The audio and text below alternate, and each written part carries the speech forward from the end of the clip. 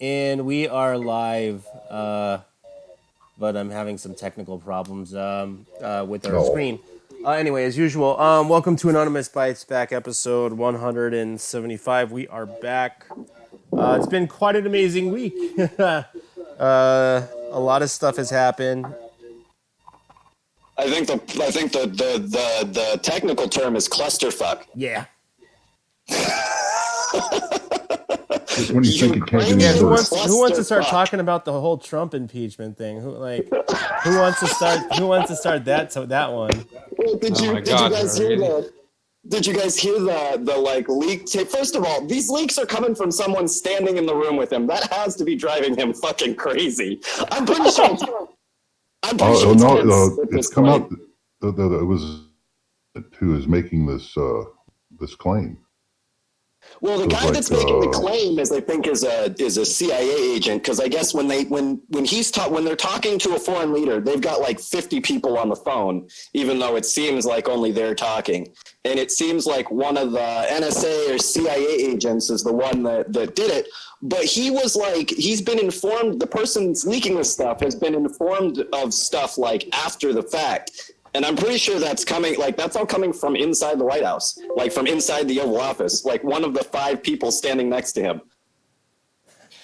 Okay. I put my money on Pence. I think he's her mother. I think I think she's fucking. He goes home and tells her shit every night, and she's just pushing it out to try to get him to be president. That's the only thing I can think of. This has it's at this point. This almost has to be on purpose. Like you don't want to be president anymore. Come on, admit it. How do you feel it would end, Terrence? Because this is obviously going to hurt Biden in the end too, right? Yeah, good. It's like watching somebody that you hate drowned, and then somebody that hates you jumps in the water and starts drowning too. Yeah. Like, what do you do at that point? Just sit back and smoke a cigarette. Let this play its way out. The crazy thing that I noticed that I don't think a lot of people kind of realize is that all of this is happening right after Trump actually denied going forward with military action against Iran.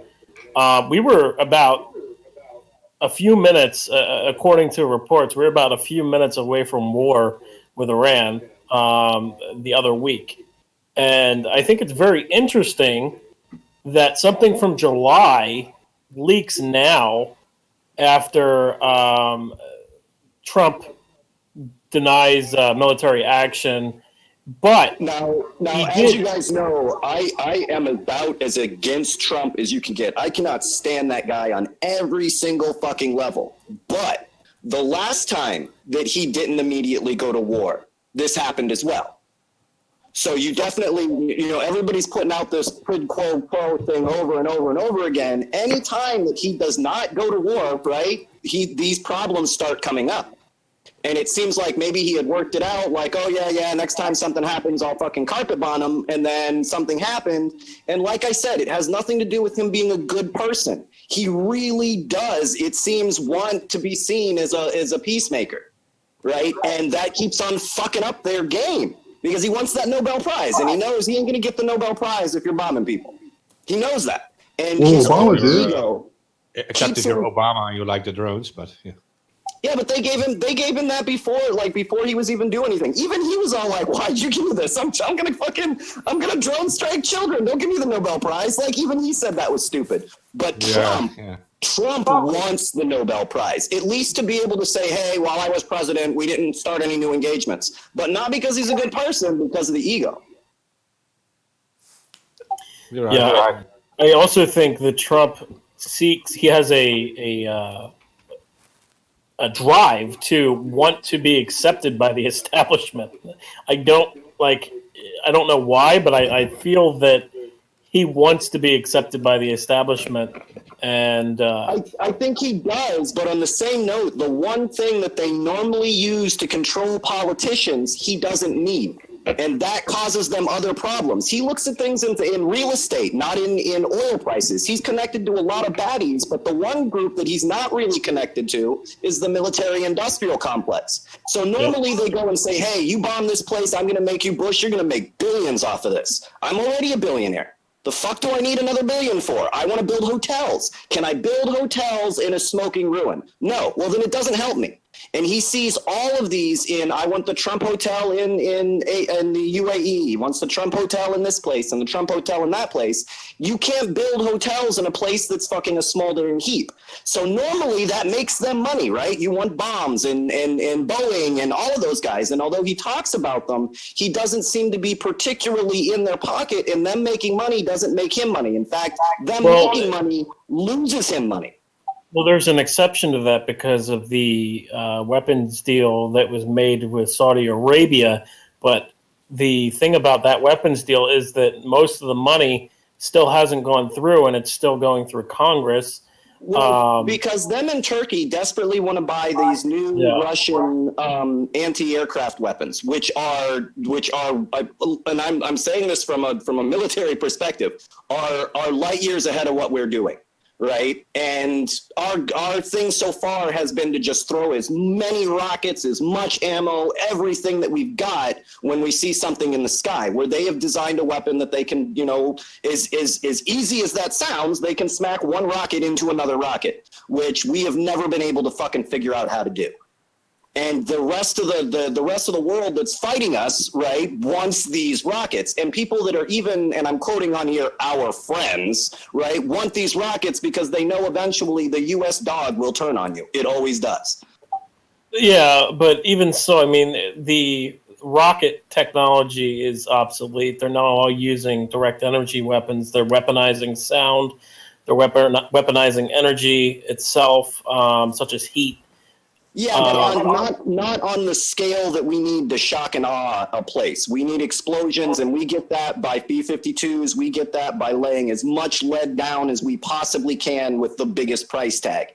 And energy weapons, although they're cool, we haven't got them to the scale where you can destroy a country with a laser, where we can do that with air power as long as we control the skies. And those anti-aircraft weapons make it so that we no longer control the skies. We walked away from a multi-billion-dollar contract with Turkey, one of our allies, for that very reason, because they bought these new surface-to-air missiles. Yeah. Well, again, I mean, they do have the rods of God. I mean, that's a known weapon that the U.S. has had. It's a kinetic weapon where it basically drops from satellites kinetic energy to a target. So there are ways that they can make big explosions happen, like what happened in Taizhen in China and what happened in North Korea with the North Korea missile silo, where the silo just collapsed on itself. Yeah, that was a weapon by the U.S. Actually, I think it was former Rex Tillerson or one of the officials of the Trump administration actually said that they were going to use a direct energy weapon to a reporter, and it kind of just slipped out on North Korea. So they do have these amazing weapons that are far beyond rocket technology now. Yeah, for sure. But I just don't see that at the scale that we need it. We're not going to drop rods of God across. I mean, it's just, across the entire Middle East. I just don't see that happening. Not when you can make so much money off of dropping, ammunition that we had saved up from the 1970s. Right? We were dropping shit from the Vietnam War, not because it was effective, not because it was cool, not because it was technologically advanced, but because it was expensive. Yeah, that's true. They do have a lot of stockpiles of weapons from over the years. Actually, now they've been moving on towards using nanobot technology.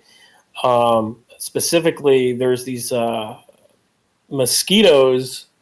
They're like the mosquito drones, and a swarm of them can fucking kill a whole room of people. Like, it's, yeah, they're fucking all crazy. of those extremely advanced technologies that we come up with, that the U.S. government comes up with, most likely it will be undermined with the most basic and cheapest workaround, right? So they will. They'll have a whole shitload of drones that they'll spend $1 trillion that can go anywhere in the world and get you, and it'll be undone with a high-powered magnet. Well, we never thought that they would put magnets in the floors, so all of the drones just suck down to them, huh? All right.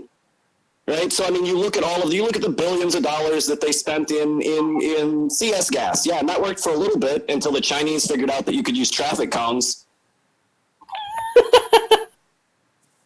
Right, so I mean, you look through all of these just amazing technologies that we come out with that we spend trillions of dollars, and this is going to change the world. It's going to allow us to oppress people on a scale that we've never been able to do before. And yeah, a 9-volt battery and some tinfoil, and it's useless. We've seen this before. Rod of God's probably really cool. Chances are it doesn't work the way that they write it up as. All of these technologies are always magical. The stealth bomber, right? The stealth bomber ain't even really fucking stealth. The rest of the world was using 1970s radar. Yeah, the B-2 stealth bomber was actually using electrogravitics. I know that definitively. Yeah, there's a couple of different technologies that it was using to its advantage that are all obsolete now. I mean, it was painted black. That was super cool. It looked scary. It cost a lot. F-22 is another great example, right? It looks mean as fuck. It's not even a sonic jet. They make it like it's stealth. It's not a stealth fucking technology. It looks like a building flying through the fucking air. Right? It can't turn. You know what I mean? Like there's no benefit to it other than the fact it's insanely expensive. Which is it's insane. So long. It's insanely expensive because of the electrogravitics technology that's within the plane. It's the last one that we're going to make. It has to be the most expensive. They got to milk the F-22 for absolutely every penny that they can. It will be the most expensive manned aircraft that we ever build because it's the last one that we will ever build. I can outfly any fighter pilot on the planet, right, with a drone, and if they're in a manned aircraft, I can bank turn. I can do everything faster than you can in the air because I don't got to worry about G-forces. The most highly trained expert fighter pilot in the world, and I could fucking beat him without spilling my drink because the G-forces will turn the person inside of that cockpit into jelly, and I won't even notice. Which is why the F-22 is going to be the most expensive and the most useless piece of shit that we will ever design, if it ever flies. Well, I thought it wasn't it? Oh no, our entire stock in F-22s was we decided to park them out in the middle of a hurricane. Oh, I thought the F-22s had problems. Engine problems. They're a non-stop problem. They always will be because it probably will never fly. It's already obsolete. It's been obsolete for, you know what I mean, for 20 years at this point. We've been using drones for a minute. And that's like declassified. You know what I'm saying? Not from how long we've actually been using them.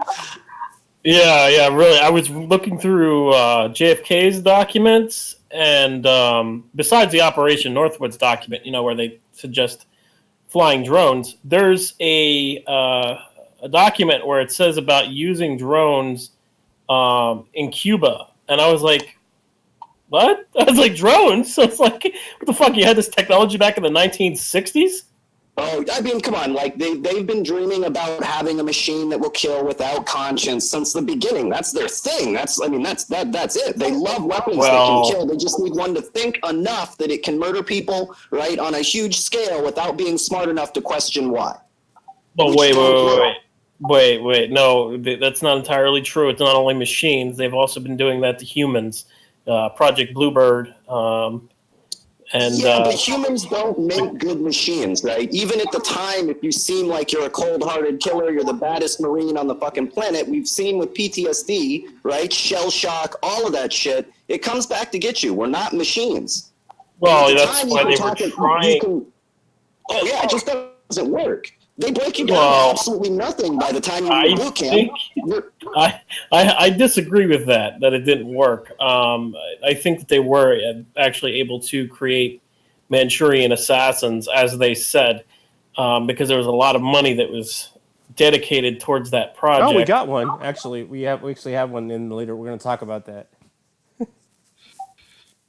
Yeah, but the whole thing why drones will like replace airplanes with humans, like Terrence says, is just because if you're going to wage more wars constantly around the world, you just can't show the people anymore all these body bags.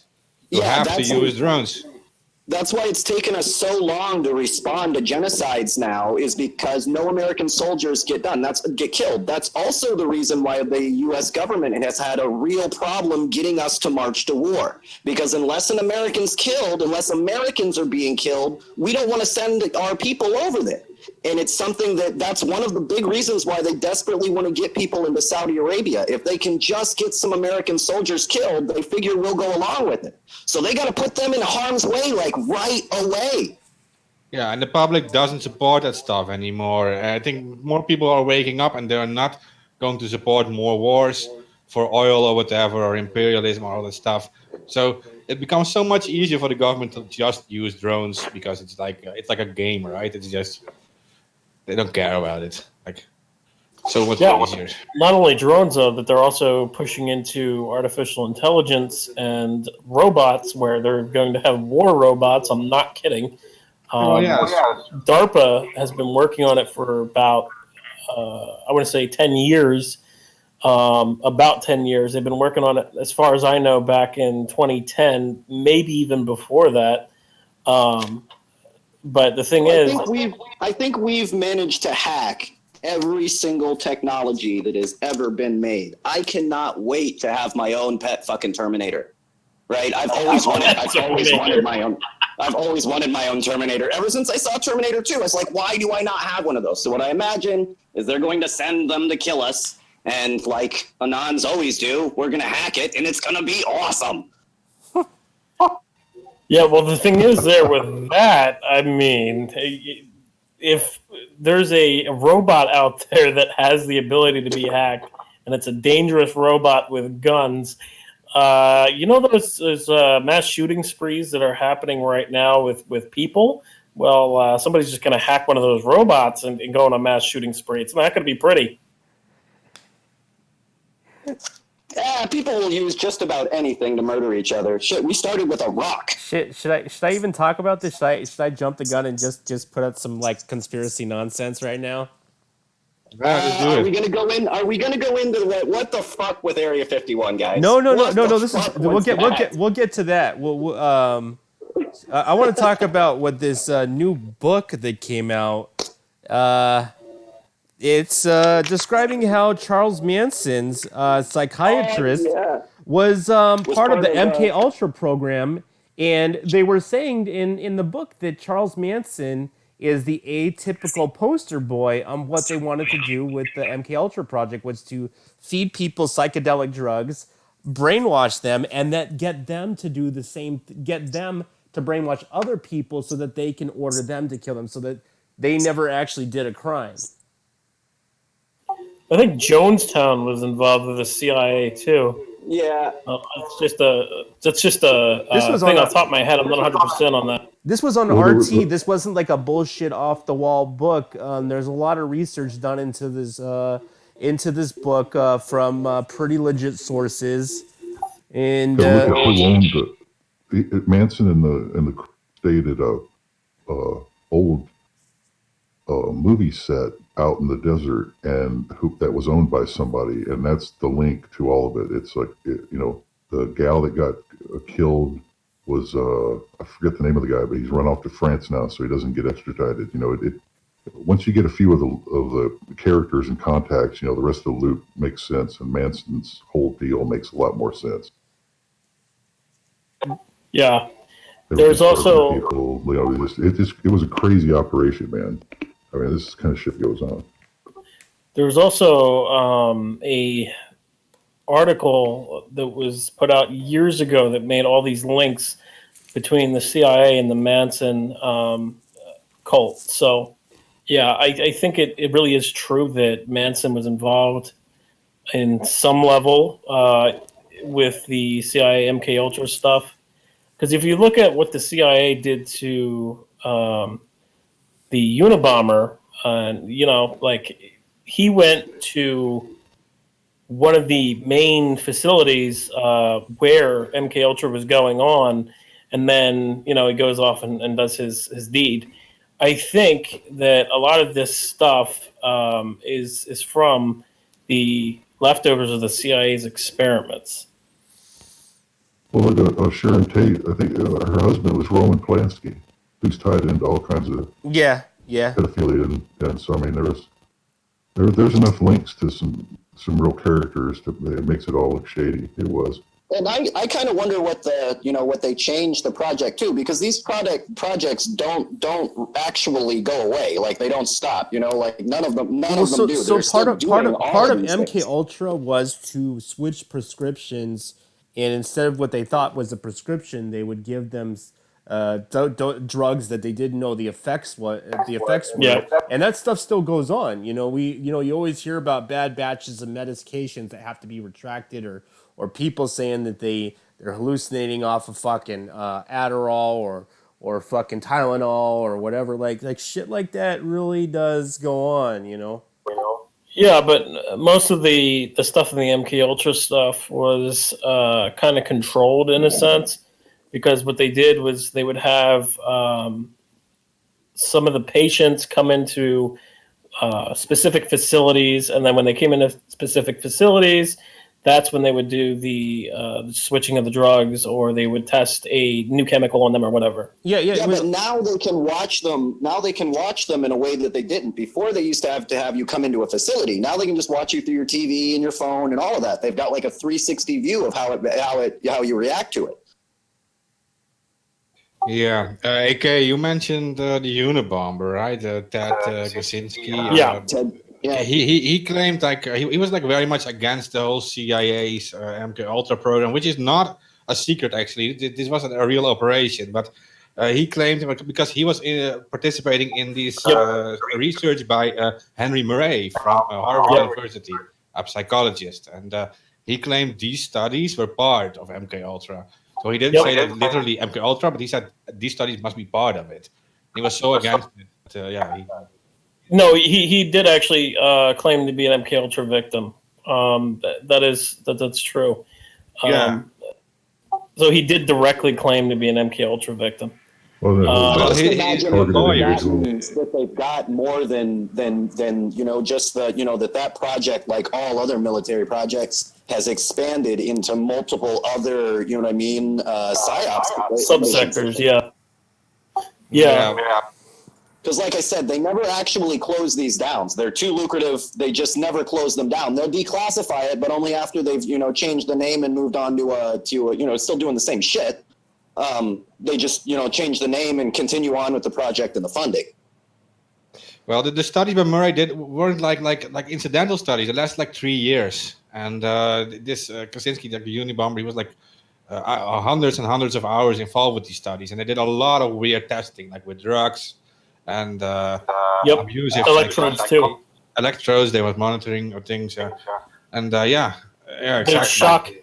They would shock. They would hook up electrodes to somebody's head, and they would shock specific points on the brain. In early years of MK Ultra, they would actually do surgery and implant the electrodes into somebody's brain and then shock them with it. It's fucked up. But yeah, I agree that these projects haven't shut down. They've just moved on. And years ago, the way that they would fund these projects was through illegal operations like gun running, drug running, and even as far as child prostitution and blackmail with children on politicians and certain influential figures. Then they would use that money and they would funnel it back into black projects.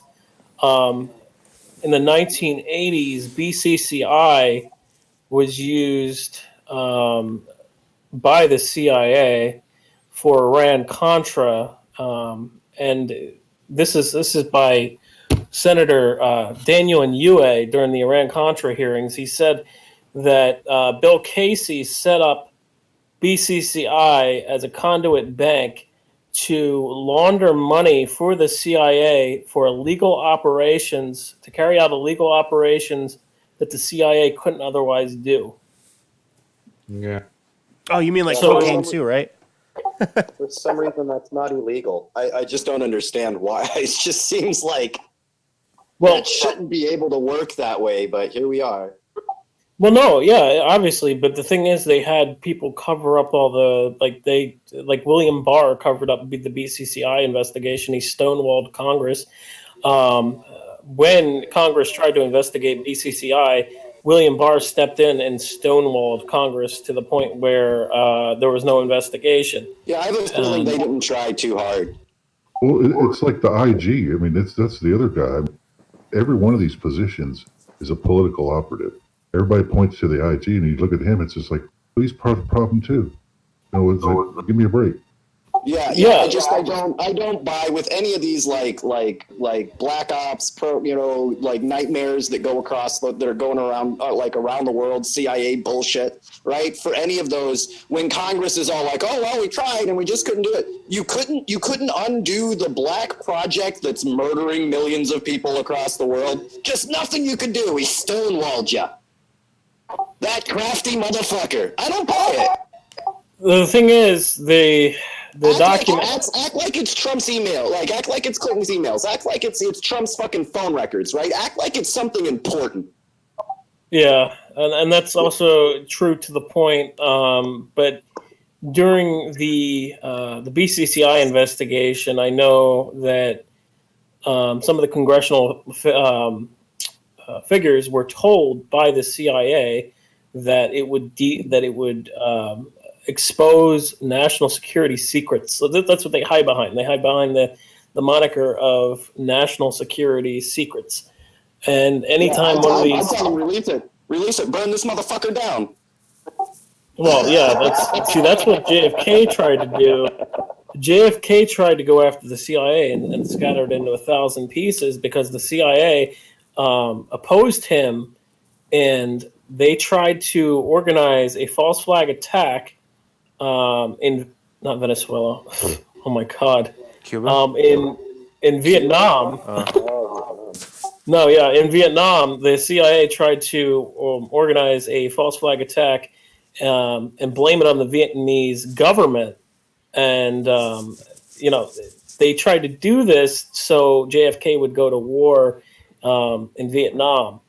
And it didn't work. JFK caught it, and then he also caught that the U.S. Joint Chiefs of Staff that he had tried to create a false flag attack to go to war with Cuba, which was Operation Northwoods. So JFK fired his U.S. Joint Chiefs of Staff, and then after that, the whole assassination thing happened probably within a few months later of those events. And he signed some executive order against the Fed. It was like 11-0 or something like that to audit the Fed. So the thing is, the JFK kind of knew that he wasn't in control as president. Yeah, but I mean, this is what gets me. There's 7 billion of us, right? These guys aren't omnipotent. They're not magic. They're not special, right? They're just fucking murderers and drug dealers. We need to start treating them like that. Like, we got to get this corruption out of our government. We accept it on a level that somehow that they're special, which is why they get to go around and murder people for fucking money. Yeah, but Terrence, they got this mandate that kind of exists since World War II when it was still like OSS, right? They got this mandate to carry out these covert operations, and it's actually embedded in the law too that they can do that. But they a lot of stuff, even from Nazi Germany and stuff, they collected a lot of intel and a lot of research, and these fringe projects like MK Ultra and mind control and stuff, it might all have to do with certain intel they found, right? And they just bank on it. They just continue with it. Well, yeah, we definitely imported, like Project Paperclip. I know we talked about it before. We imported all of these Nazis into our government, and now we've got a Nazi fucking government. What did you expect? Yeah, that's very true. And not only that, but we had the Bush Mafia when George H.W. Bush was vice president. That was when the agents of Bush started coming out into the government. And then when he was president, I mean, that was even worse. So then you have the people from that era going in through the government into the Clinton administration. The Clinton administration brought in its own mafia of people that were involved with Clinton. And at one point in time, George H.W. Bush and Clinton actually worked together smuggling drugs. Sorry. What are you laughing about? Well, that's that's us. Yeah, that's America. Yeah, that's the problem. No, Mark said something about but you can do these 007 jobs and all this. Well, I want to know where is that coded into our law here in America? I've never heard that before. I don't see it anywhere in the Constitution where it says you can do stuff like that. It's not coded into the Constitution. It's actually coded into laws that the intelligence agencies. See, there's classified laws that you and I don't get to hear about because freedom. Oh, we're just I'm a slave. I keep getting. I just want to. Just for conversation purposes. The shit that the CIA keeps secret, they keep secret because they know you'd be extremely pissed as soon as you find out about it. Yeah, that's very true too. And then I am pissed off. The other thing is, when was MK Ultra declassified? Oh, it's 70s. Yeah, and we're still pissed about it. It's 2019. Yeah, 50 more years worth of research. That's what she knows going on. Yeah. So I mean, the things that they have that they have secret are not for our safety, not for our freedoms, not for national security, not for any of that crap. That's all completely bogus. Those are things that they tell the peons. Oh, they're there. We're murdering these people for you. Sure you are. That's why it's in my bank account, right? We're fucking rolling in it with all of the people y'all have murdered. Yeah, Alamo, I'm cheating a little bit, right? I was like reading like the Wikipedia about the CIA, right? And it says like the CIA is the only agency authorized by law to carry out and oversee covert action at the behest of the president. That's the key point, though. Overseas, and the CIA has actually operated on American soil multiple fucking times over the years. Yeah. At least. Oh no, they just have to say the word terrorism. No, it used to be they had to say the word. They had to say communist, and you can do whatever you want. Now you just have to say terrorism. Yeah, that's very true. No, okay, it actually says it's to carry out and oversee coverage. So not overseas, but they're allowed to like watch over other agencies or other groups doing covert action. No, I think that means that they can hire mafia hitmen to do their dirty work, is what that means. Exactly. So they're not actually pulling the trigger, they're overseeing the trigger being pulled. It should go back to the constant function of the executive chief being the president over the executive agency. The moment you have it like it is now, where you have this, gray area called the deep state going on that really controls things, and the president's really not the president, that's the problem. The problem is that the CIA was infiltrated by, not just the CIA, but there was a operation called Operation Underworld, and they brought in mafia. I'm not kidding. They brought in mafia families into the CIA and intelligence agencies to help with operations during, I believe it was after World War II. World War II, the only reason that our ports were never attacked was because we hired the mafia to protect them. Right, so we hired the mafia-driven dock workers, and I mean, some of these guys were really, really, really horrible people. But we hired them, and that was one of the reasons why we got this kind of, infusion of the underworld and our government, was that we went through in World War II, and to protect the country, I'm putting this in quotations, the connections that they had made running drugs of the time, which would be booze, they used those as muscle. They used those to protect our ports. Yep, that's all correct. But the thing is that it was Operation Underworld, and a lot of people don't even know this exists, and the CIA denies the fuck out of it. Like, literally, Google it, look it up, and you'll always see the CIA denies this operation, but there's evidence for it, like as there is for most things.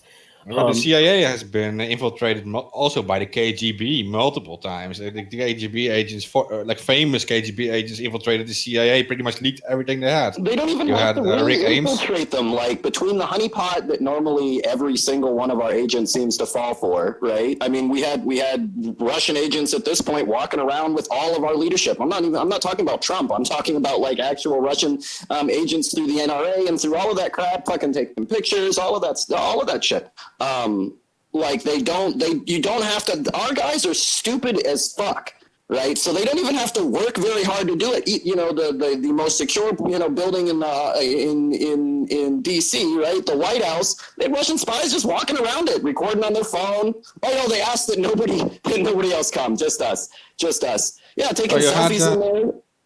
Yeah, well, you had this Aldrich Ames. He was a CIA agent for 31 years, and he was arrested in 1994. And he was 31 years in the CIA, and he leaked for 31 years to the KGB. And he was only arrested in 19. Yeah, our side is stupid as fuck, but it's because their goals are all messed up. Like they're all messed up. You know, like there was also. At the end of the day, they're desperately trying to make money through murdering people, drug trafficking, child trafficking, right? And organ drug deals. Yeah, so you can't imagine somebody that's what their business is going to have their shit together. They act like it's also espionage. Espionage is a big one. Other country espionage, getting data from another country and selling it back to organizations within the U.S. That's a big thing that's profitable. But what I was going to say is that the other case there, Mark, is a FBI agent named Robert Hansen. Robert Hansen sold the Russians Promise software. It was bugged, and then they sold the Promise software to Osama bin Laden, who Osama bin Laden was previously Tim Osman. Tim Osman met with Michael Riconosciuto and my former source and friend, whistleblower Ted L. Gunderson, who was the FBI LA head, and he was also a Dallas FBI head at one point in time. So, this. Right, I have the Robert Hansen story in front of me. I was going to mention that one too, but you're right. Yeah. Yeah, well, I kind of know a little bit more about it because of Ted. So basically, Michael Riconosciuto and Ted Gunderson met with Ralph Oldberg and Tim Osman in 1986 to arm the Mujahideen in Afghanistan against the Soviets. So the reason why Russia sold the Promise software to Tim Osman or Osama bin Laden is to get back at the U.S. for its previous aggression against it in Afghanistan. And a lot of people don't realize this even happened, but that's the one of the keys to 9/11. And I'm not saying that it wasn't helped along by people within our government. And obviously it had to have been with fucking 40 plus drills. But, and I mean, when you train someone to be a international terrorist, well, they're going to be an international terrorist. The CIA trains, whether they think that they have some sort of good intentions before or afterhand, you're training terrorists. How the fuck did you think that was going to turn out? Yeah, well, that's the thing, though. They did this deliberately to disrupt the Middle East and to cause problems within the Middle East, so then they can come swoop in and give regime change. But they need that black gold. The thing is that these operations always backfire in the worst fucking way. Like Libya. Do they? If your goal is to continue, I mean, no, they want global war. Like, they want war. We always look at it from the side that somehow is negative. I agree with that. Exactly how it's supposed to. Well, yeah, I agree with that. It happens the way they want it to, but I mean, in some ways, it doesn't, because when they swoop in to give regime change, they want to have control of the region, and then they don't have control of the region because the last person that they did a regime change operation on is now a less worse guy than the current guy that's now in power. Like that's the type of stuff that ends up happening to them. And then they just go and do another fucking regime change operation. But yeah, I mean, look, we went through 3 in Iraq alone. Like it wasn't we put Saddam Hussein into power. But I would argue that a lot of these work out. Like I said, a lot of the things that we see as a negative, they see as a positive. Right? They don't care that they, as far as 9/11 is concerned, they don't care that they sacrificed 3,000 people. They made $1 trillion a year. That's what they care about. And as long as those, whether it's good, bad, as long as there's drones in the sky dropping bombs, they're making money. And the longer that they can keep that going and the more places that they can keep that going, they want to do it.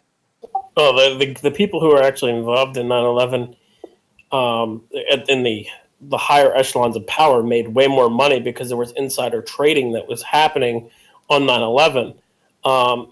So, they were trading against the airline and against I think it was the World Trade Center. I'm not 100% on that.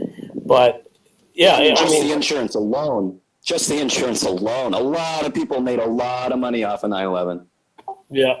And the thing is, it's not even like the real problem is that the CIA is completely compartmentalized. Okay. So the left hand doesn't know what the right hand's doing in most cases. So, a good example of this is what happened in Libya, where there was gun running happening at the embassy, and then they weren't expecting to fucking have the Libyans attack the embassy, but that's how it went down, and then Christopher Stevens was killed, and then Hillary's whole.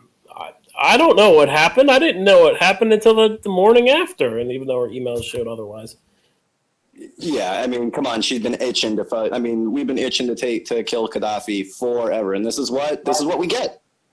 Yeah. When you murder people in cold blood, these are the kinds of reactions. When you do evil shit, right, you create an evil world. But this also serves a purpose, aka the compartmentalization. I mean, this serves a purpose in wartime, but not really in peacetime. But if you're at war, it does make sure that not your entire intelligence agency is compromised. You make it cell-based. It gives you more likely. It gives them plausible deniability. Oh, I didn't know they were running drugs out of the U.S. embassy. No. Yeah, and there won't be any connections either because it's just that one cell, right? And you can just deny that the entire. The new trigger word has been rogue agent, is what you call your government hitmen when they get caught, right? Oh, it was a rogue agent, a well-funded team of 5 rogue agents. Sure, it was. Well, that's what they said for the DHS when the DHS got caught hacking into computer systems across the U.S. in various different states. They said it was a rogue agent at the DHS who tried to penetrate the election systems. And I mean, election databases. On the panel has, I mean, at least, I mean, and then I'm really being humble here. So, with you guys, network experience, boy, it's super hard to do anything on one of my servers without me knowing about it, like at all. At all. Yeah, they seemed like, we didn't know they were running that. You didn't know that they were running like illegal software on your servers, really? Well, I mean, the thing is, there was like at least 10 plus breaches of various different, or not breaches, but attempts to breach various different election systems for fucking election database records, right? So, it's not a fucking rogue agent doing that. There's no way. Yeah. I mean, the skill that it would take, but even then, you'd be hard up to do things. When you are watching a server, when nothing happens on there. When you're a network administrator, nothing happens on your network without you knowing it. It's just not how computers work. No. Like data has to be processed. You know what I mean? So like information gets moved out, and all of that is monitored. I know if I'm uploading something. There's data coming out of my, you know what I mean? Like that just doesn't, that's not how those systems work. But yet because they're explaining it to people that have no idea how computers work, they make it sound like it's some sort of mystery. Yep. Yeah, that's exactly it. They take advantage of people's lack of knowledge, and they do that also with propaganda. You know, when they were putting out the whole weapons of mass destruction in Iraq, you know, they took advantage of people because most people probably didn't know, but that narrative was planned by the White House in Downing Street, and they got caught with a fake memo that came out. It was called the Downing Street Memo, and the Downing Street Memo essentially it was a copy-paste job of just academic papers that said, and then they said, oh yeah, well this is proof that there's weapons of mass destruction in Iraq. And, you know, it wasn't. But people don't think about those things, and they don't put together the pieces that the Project for a New American Century wanted to invade Iraq. And, you know, General Wesley Clark's statement in 2007, where he said that a few weeks after 9/11, I was told that we were going to invade 7 countries within 5 years. You know, people don't put together those puzzle pieces that show the bigger picture of what the fuck was going on. It was planned wars. Well, because they're dumb. Because I mean, they tell it to super weird reaction to a terrorist attack. We were just attacked by terrorists. Well, we're going to invade 7 countries in 5. What? Wait. No. All I said was we were attacked by terrorists. Don't get too fucking excited, man. Lay out the Viagra. Well, that's what General Wesley Clark said too. He was like, he said that he responded, I think, to Wolfowitz. I'm not 100% on this, but I've kind of done research to try to figure out who the fuck he was talking to, and I think it was Paul Wolfowitz. Well, and I mean, even from then, you kind of have to like really look at who you're asking when you ask these questions. If you walk up to a general and ask them what we should do, the answer is always going to be war. He's a general. Well, I mean, not necessarily. I mean, some of these guys. Well, okay, some of these guys have been through war. They don't want to see war again. No. When they're up to that level, they fucking love it, right? Name me a time when they have been given the option and they have not chose war. All right. Well, I know an admiral, not know now, but I knew an admiral who was very against war. So that's not entirely 100% accurate. I mean, obviously, most of these guys, if they're coming in and they're just appointed to be a general or an admiral or something like that, you know, they're probably going to want war to better their career in the military. But I mean, some of these career military guys who have been in the military for so long, I imagine that not all of them are basically gung ho to go to war because they've seen past wars and how it is, and it's not pretty. Yeah, those guys retire and write books. They're not writers. Okay, guys, that's not how it works. When you go into a room full of guys with stars on their lapels and you ask them what should we do, they're going to say bomb the fuck out of them. That's what they do. I want to ask. I want to throw up one ball for the listeners because you guys started about the voting machines, right? About the voting hacks and stuff, voting machines. Oh, they're real. I want to ask one question to the listeners, and that is, if the government or the people in power were really worried about voting machines being hacked, why are they still using voting machines? Because in my country, where we had voting machines too, we tried for 1 year. They turned out to be insecure. We went back to voting on paper. There's a pretty big push to move to back to paper ballots, and I definitely support that. The reason that we use systems that can be hacked is because, well, did you guys watch the DEF CON? There was a girl at DEF CON this year. Yeah. And she was, I've been following her since like last year when she was talking about this. A lot of them are using Windows CE on the back, and it's literally to override the boot up process to get into the admin is literally you just put in a USB stick in the back while it's booting up. Yep. That easy. So that was a security hole at machines in here too. It was a USB port. Well, yeah. I mean, everybody kind of asks like why America still does. Go ahead, Alamo. There's a lag. No, everybody asks why they still use the machines, and it's because this country is so corrupt. Why else would you do it? Well, if you look at Karl Rove, you remember Karl Rove rigging the election. What was it against? Was it for Bush? Was it for Obama? Who was it? No. That was something different.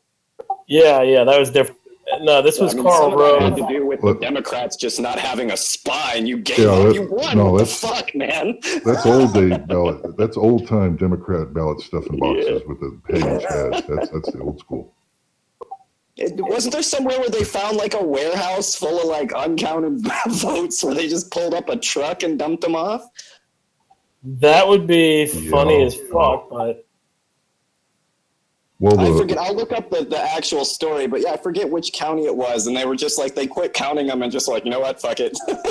Yeah, these random, white box trucks just kept pulling up with these ballots. You're like, what the hell? Where'd that come from? Yeah, and they just got overwhelmed, so they just put them in a warehouse and walked away. Well, yeah. I mean, it's not like the good old days here in Texas with LBJ where you burned a courthouse down that had the ballots in it. That's the old way of doing things. It was a lot more exciting. That was kind of like, this doesn't seem as fun, really.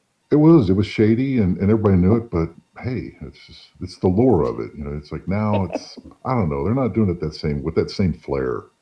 No, and that's something that's really gotten like that's I mean, not annoying, but that's like striking now is that there used to be a time where you did like evil shit, but like behind closed doors. Right now, they don't even care.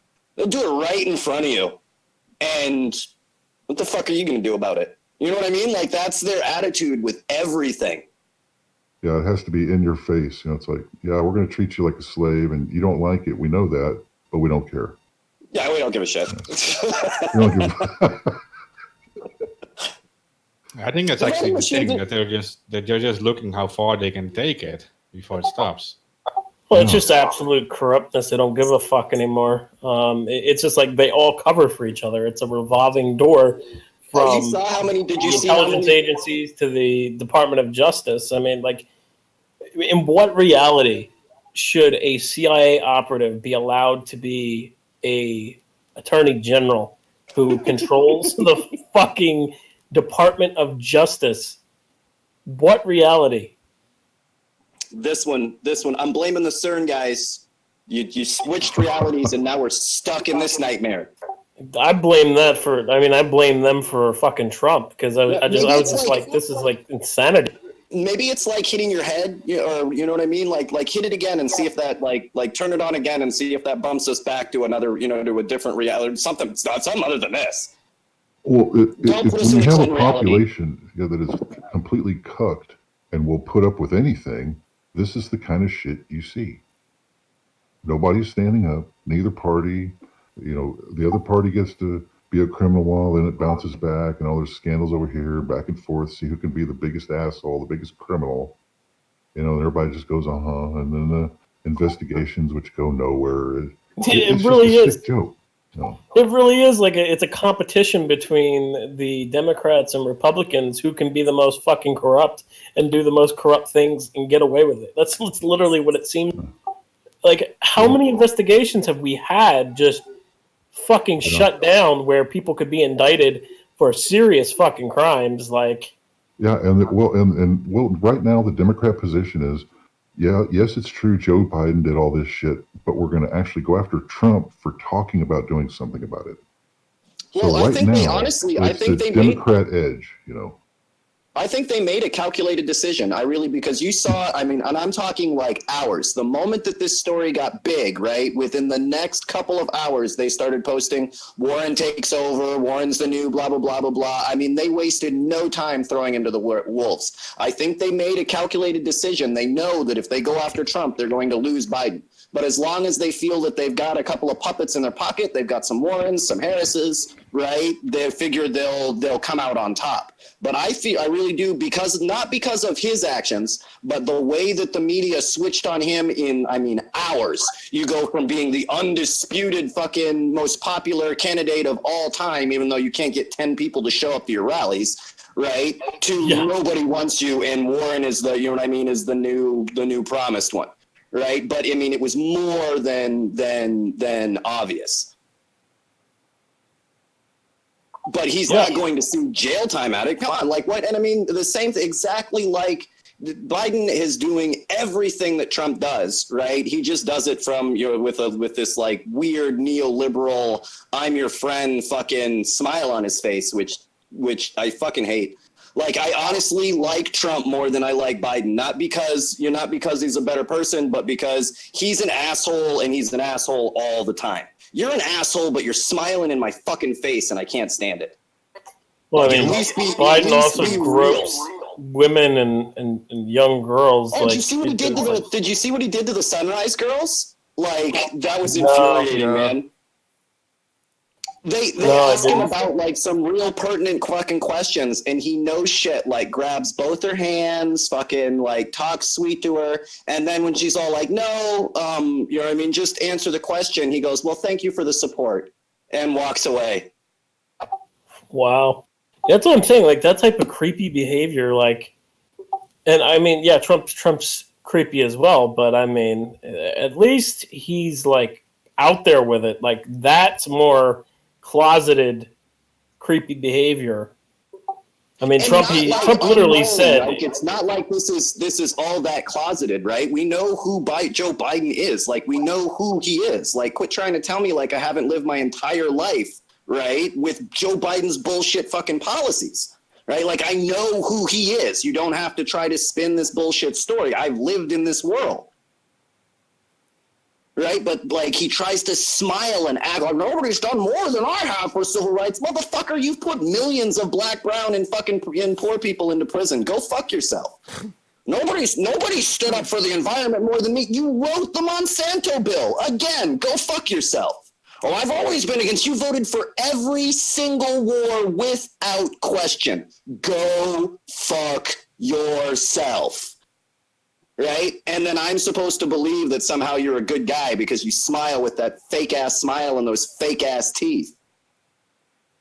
Right? Like, everything about him, from his knockoff suits to his fake fucking teeth to his fake hair plugs to his fake fucking tan. He's just fake. I can't stand it. Trump's legitimately an asshole. Yeah, that's what I'm saying. Like, he's out there with it. Like, he owns up to it. Like, he does not hide that he's a narcissistic asshole. Have you ever heard Biden say anything that didn't start with the word I? Right, he's everything. I. He's just one long I statement. He mixed up the year that the Kennedy assassination happened and MLK assassination happened. I thought it was hilarious. Forgot Obama's name too. He did? Oh, and what my thing is, he's never done more for civil rights, right? In the middle of the civil rights movement, right? 1960, whether you like Bernie or not, right? Bernie was in the streets getting arrested, doing like actual fucking activism, right? Yeah, what was Biden doing? Working at a pool, threatened to beat a black kid with a chain because of his hair. Wait, what? Really? So Joe Biden goes and gives a speech at the pool that he used to work at, right, when he was 17, 18 years old, a predominantly black neighborhood. And when he worked there, it was a predominantly black neighborhood. Well, it's 1960s, and you know how fucking oppressors get about water, right? So they had a rule that anybody that had curly hair, right, anybody that had black hair had to wear a hair cap. Well, like normal kids, I don't want to wear a fucking bath cap in the pool, so these kids weren't wearing it. So Biden gets upset, continues to continue the racist policies of his pool, right, that he knew was wrong in 1960, kicks the kid out of the pool and then calls him a name, calls him a famous white actress at the time. And then when the kid's all like, nah, man, fuck you, he goes and gets a chain and threatens to beat the kid to death in the parking lot. What? And he gave that speech to a bunch of kids at that pool. That's where that whole corn pop story came from. The guy that he threatened to beat to death. These kids' grandpa, right? He gave that story at the pool. Surrounded by 10-year-olds. Oh my god. Priorities, And this guy thinks that anybody would want him to ever be president. You're a clusterfuck. Like a walking clusterfuck. Well, it is kind of like a contrast. If you see like these old pictures and videos of like Bernie Sanders being dragged away during protests against segregation. Yeah, well, he's threatening to beat a young black kid after insulting him, calling him a white woman for not wanting to cover his hair up when he's going into the pool. Because he's black. Black hair is scary. And the deal is there video of this? All of it, you knew No, it this was is wrong 60s, in bro. I don't think 1960. there's- It's I don't not think there's like video. it's not like there weren't people standing up, right? It's not like the people that weren't, the streets weren't full. It's the same question that we always ask about abolitionists. Oh, well, that was the time. Bullshit. People were standing up at the time. They knew it was wrong. You were wrong. Yeah, and Tyler Biden, he forgot Obama's name at some meeting. He was giving like a speech, and then you saw him forgetting the name, and then he said like "my boss" instead of Boss. Yeah, I heard during the debates he had what they call we used to call them Toastmasters, where I learned how to speak in front of large public groups. It was called we call it word vomit. It's where you don't know what to say, so you just say a bunch of words and they're garbled together. And he even fucked that up. Like he just said a whole bunch of words that didn't make sense, even if they were put together. And what? And like almost like he was having a stroke. I was like, bro, like. My favorite was at the climate change debate where he digs himself such a hole he has to yield. He's all like, "Oh, I yield my time." It was at climate change town hall. There was no time. You could talk as long as you want. He's the only one that he goes. He just digs himself a hole. It was about the oil pipelines and all of that shit. And he's like, "Oh well, I'm going on for too long. I yield my time." No, go ahead, finish the sentence, motherfucker. There is no time. Yeah, it's weird that a guy like Biden can do this. I mean, you can hate Trump, but he at least he can do that because he knows that when he forgets about what he can talk about, he forgets about all the details, then he goes back to his basic story, right? You always go back to the basic. What you actually like, he will just say randomly say yeah, okay, we're going to build that wall, right? That's the kind of stuff he will say. It seems like Biden has mental problems somehow. Like it seems like he either has Alzheimer's or dementia or something going on there, because it's just like when he speaks. I think he's got George Soros and the oil company's hands so far up his fucking ass it's affecting his brain. His eyeball's gonna pop out. We can't say Soros or we're going to be like anti-Semites or conspiracy guys again. We can't say Soros. Well, yeah, we can say it. We're Jewish. I'm Jewish. I could say it. Oh, yeah, that's true. Disclaimer: we got Jewish people on this panel, and we can do whatever we want. We're not anti-Semites. Yeah, the only way that we've been able to get around censorship is to just be like, we have managed to create diversity, not because we give a shit about the group being diverse. We each care about the truth, but because it's kept us from you shutting us down. We got a couple of blacks, a couple of Jews. We should be good. We should be good.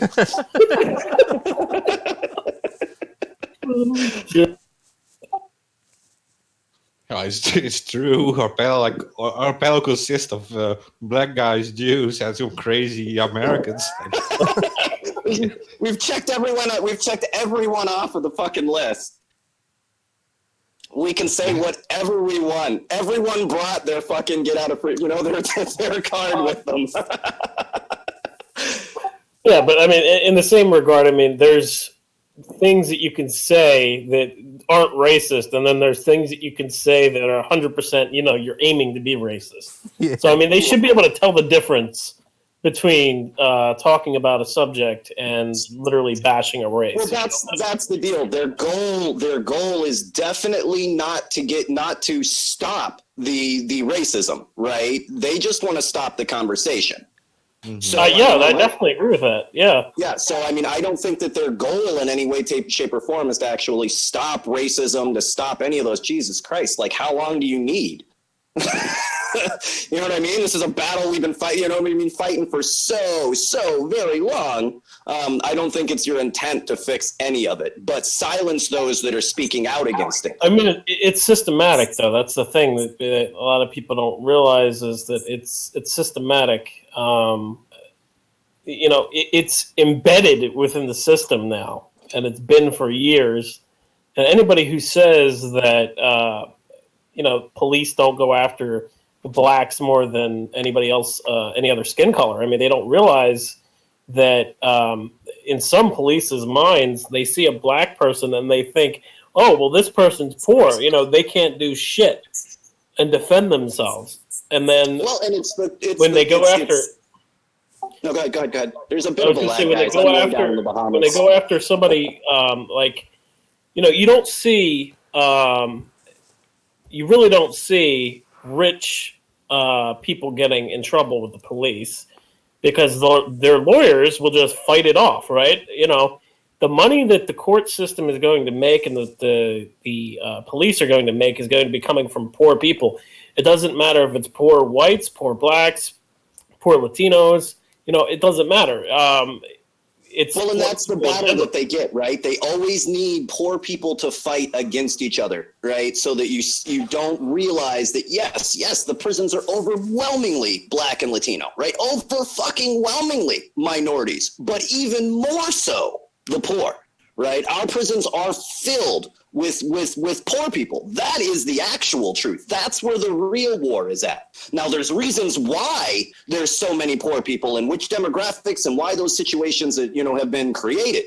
But 100%, our prisons are filled with the poor. No doubt. And that's where the real struggle's at. But we get distracted in the whys and statistics and, you know what I mean, our own lives and experiences that we don't see the truth that's actually there. Yeah, they've set up a whole racist fucking system, but they've set up a whole system that's geared specifically to keep poor people poor. And prisons are part of that. To keep poor people divided, I think. Like, because what you're saying, like the overwhelming majority is like poor, but they're going to divide these people into like racial things and to not even unite them. You see that now, where you'll have people, you know what I mean? You see that with the Confederacy, right? And the biggest trick of all of that was to get a bunch of poor people that were never going to be able to afford slaves to put their lives on the line for your rich ass. Only rich people could own slaves. That's the truth. Yeah, right. But the people that were fighting that war would never, ever have been able to afford to own slaves. Right. And that's the same fight that we have now for the same reasons. And they use the same bit of racism to keep it going. Yeah. But also during the whole slavery thing, many people don't mention that there were also like 500,000 Irish slaves transported to the United States. They were. Well, those were indentured servants, and those are a little bit different. So the Irish part of my family did come here in indentured servitude, but the difference was he got off the ship and took off, and he could fade into the population, right? They weren't going to send dogs to hunt him down because he looked like everybody else, right? African Americans did not have that option, right? You could run off, they'd hunt you down with dogs because you're marked, right? They can see who you are. The Irish were able to get to escape in a way that you couldn't escape. Yeah, that's fair. That's fair to say. But my great grandfather got into fucking trouble for starting shit in Ireland, right? Got arrested, right? Got sent over here as an indentured servant, and as soon as he got off the boat, he took off. But the deal was he could disappear. And you don't have that option as someone that's black. They've got, you know what I mean? They've got, you know, slavers out there whose number one job is to hunt you down with dogs. Now our police departments, and instead of bringing you back to the plantation, they bring you to the prison. But same system, same guys. Yeah. Yeah, no, that's a good point. But I mean, like initially they were transported to the U.S. as like slaves too, like pretty much the same thing, and they can call it servitude or whatever. But the goal was the same thing. I think they were even cheaper than black slaves, to be honest. I've read about this too. I think the black slaves were like even more expensive than Irish. I mean, Irish were really treated like shit. But you're totally right. They could actually run away and hide because Yeah, most Irishmen did not serve their terms as indentured servants. That's why you don't have a long history of it. You know about it. You know that people came here, but they didn't serve it because you could disappear. Everybody wanted shit. It's a free trip to America. You do see the same racist cartoons and stuff used against them. The same racist propaganda used against the Irish. If you look at like early pictures. Especially in Europe, and surprisingly to me, I hadn't. In my experience, I had never seen like racism against other white people, right? So that was weird. But then when I went to Australia, because so many of the people that are there are immigrants, right? Came there from Ireland. There's still a huge amount of racism against the Irish in Australia, and something I had never seen before.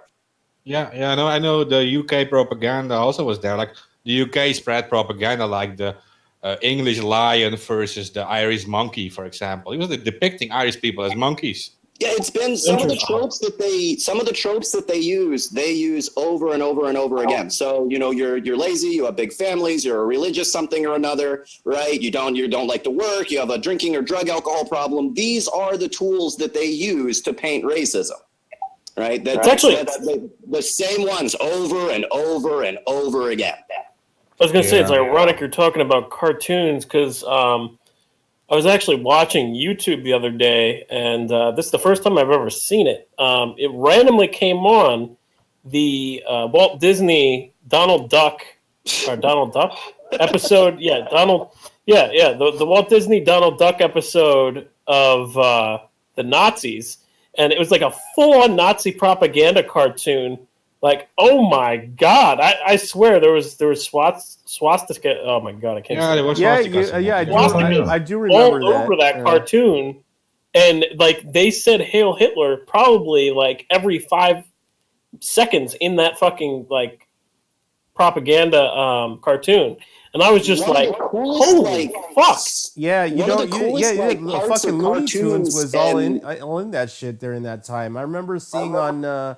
When I was a kid, I don't remember what video my dad was watching. He's a big history buff, but yeah, we used to the whole Looney Tunes crew was and Mickey Mouse and all that shit during that time. We're all spitting propaganda. Yeah. It's interesting to note though that because of all of that, like him and Hanna-Barbera had like a huge animosity between each other, which is why you see like Hanna-Barbera's comics are like overtly diverse. Right, and specifically aimed at Disney, at Walt Disney, which is super cool to know that like Hanna-Barbera and Walt Disney had this whole like cartoon war going on with each other behind the scenes. Like he would come out with crazy racist propaganda, and Hanna-Barbera would come out with cartoons right behind him.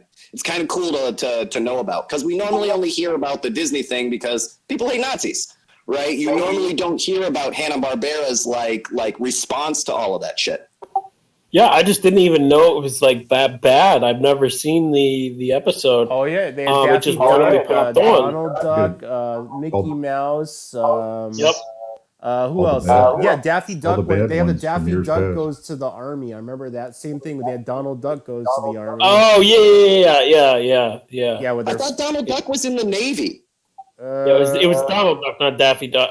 Daffy Duck. I thought Daffy Duck was in the Navy. Daffy Duck, not Donald Duck. Fucking too many goddamn ducks. Get your ducks right, man. Get your ducks in a row. Yeah. Anyway, but the episode, what I found really interesting about it was the start of the episode. It actually says, "Come join Hitler's New World Order." I was like, "Wait, what?" I was like, "Holy fuck!" I think you and I have seen the same video. I want to know if anybody actually did. If they were watching the Daffy Duck, or the Donald Duck or Daffy Duck cartoon, and were like, you know what? I think I am going to join the Nazi Party. Do you think that like ever happened? The thing is, Walt Disney was openly and he was a supporter of the Nazi regime. Like he was the one who. Him and Ford funded the Nazis. They make all of this shit off of, there was no, because normally when you go down the anti-war road, World War II is immediately brought up as if there was no alternative, and that the bombs and guns and fuel that Germany doesn't have any oil. right? That yeah, was Well, I yeah. know all towards the funded end, here's- by towards the the end of the war, US. they were making biodiesel because they didn't have any source for Synthetic fuel. oil towards the end of the war. Well, we eventually made them slow down their just enough that we could still have the D-Day invasion. Yeah, those the V1 U.S. rockets? the U.S. was still delivering oil to the Nazis well in 1942 when like all of Europe was already captured by the Nazis. So yeah, And every single V rocket, every single one was fueled by U.S. fuel. yeah. We were But the only country in the world that made jet fuel during World War II. these were patents by Rockefeller Standard Oil. They owned the patents to the oil used by the Luftwaffe. So yeah. Oh, and the big money, man. Prescott fucking Bush. Yeah. But No, about Prescott. Walt Disney, he met with Leni Riefenstahl, and Leni Riefenstahl was the main creator of Nazi propaganda movies, and he met Interesting. that Okay. person met with Walt Disney to promote her movie Olympia, which was like a Nazi movie, and it was to be promoted in the USA. And she met with Walt Disney, and Walt Disney, she openly met with. That was the biggest propaganda creator for the Nazis, and he was also. That was the reason for Pearl Harbor. That's the reason our government used Pearl Harbor the way that it did, is because we weren't the general American public, right? At that very time, the Nazi Party was huge in America. Right? I mean, there were Nazi rallies all the way up until Pearl Harbor, and then there was a change. But until that point, most Americans were very supportive of Nazi, of the Reich, of the whole racist propaganda. They were very supportive of what was going on. Now that changed after Pearl Harbor. The people, the government used that to get us into the war. But up until that point, Americans were supportive of what was going on, which is why they were allowed to fund, why they were allowed to give money openly to the Nazi Party. Well, they were actually doing their own eugenicist experiments as well. They were doing their own eugenicist experiments on the blacks and I believe Latinos and Latinas as well. And what they would do, I remember one of the things that I read was they injected pregnant black women and other racial women, minorities, with different chemicals to kill the babies. So they were actually doing these eugenicist experiments back then around the same time that Hitler was doing his own experiments. So they were in joint doing experiments like that. Even before, okay. I mean, I think it was already legalized. I think in 1917 or something, it was already legalized in Right. a number of U.S. states. Like I think 22 states it was legalized. The first in Indiana, I think. But yeah, I don't remember where it was first legalized, but I do remember reading that in around the 1920s or before, that they were legally doing these types of experiments openly, like no hiding whatsoever. It was openly done, I think it's very fucking crazy. And the experiments in the U.S. actually linked back to the Rockefeller Foundation. he funded that. And Carnegie Foundation as well. Local bank, I forgot the name, but you remember the name? I think we discussed it before. It was like a local bank that was used to fund all this stuff. So yeah, it's very shocking if you read about it, because it's always said that this came from like Hitler's side, but it was actually based on like older American medical groups in medicine, and they all supported the National Socialist regime too, because those guys embraced like the full eugenics thing. So the whole medical community was actually supportive of that regime, which is like shocking to read about. The German allopathic medicine. That's what they. Well, it is the predecessor of the modern genetics section. So literally comes from the eugenics part of science. To go into that. Well, do we want to? There's a couple. Like we got a long list to go through here. For I think we covered most of it. Oh yeah, Area 51. Let's go there. Yeah, I wanted to talk. Well, I mean, it's not that I Riley didn't want to talk Reid. about it, but come on, guys! It's like there was like 50 people there, and only 12 actually came to went to Area 51. Well, it was more like it was more like 1,000 actually. The first few hours, and they all kind of like were dispersed. Yeah, but I mean, at least 500 of those were people from the town. Like they lived there. Oh yeah. Yeah, That was really. I mean, I think this is what happens. This is what happens when you mix meme people versus activists. Activists these weren't activists. These weren't. A lot of these people that went there, they were part of the whole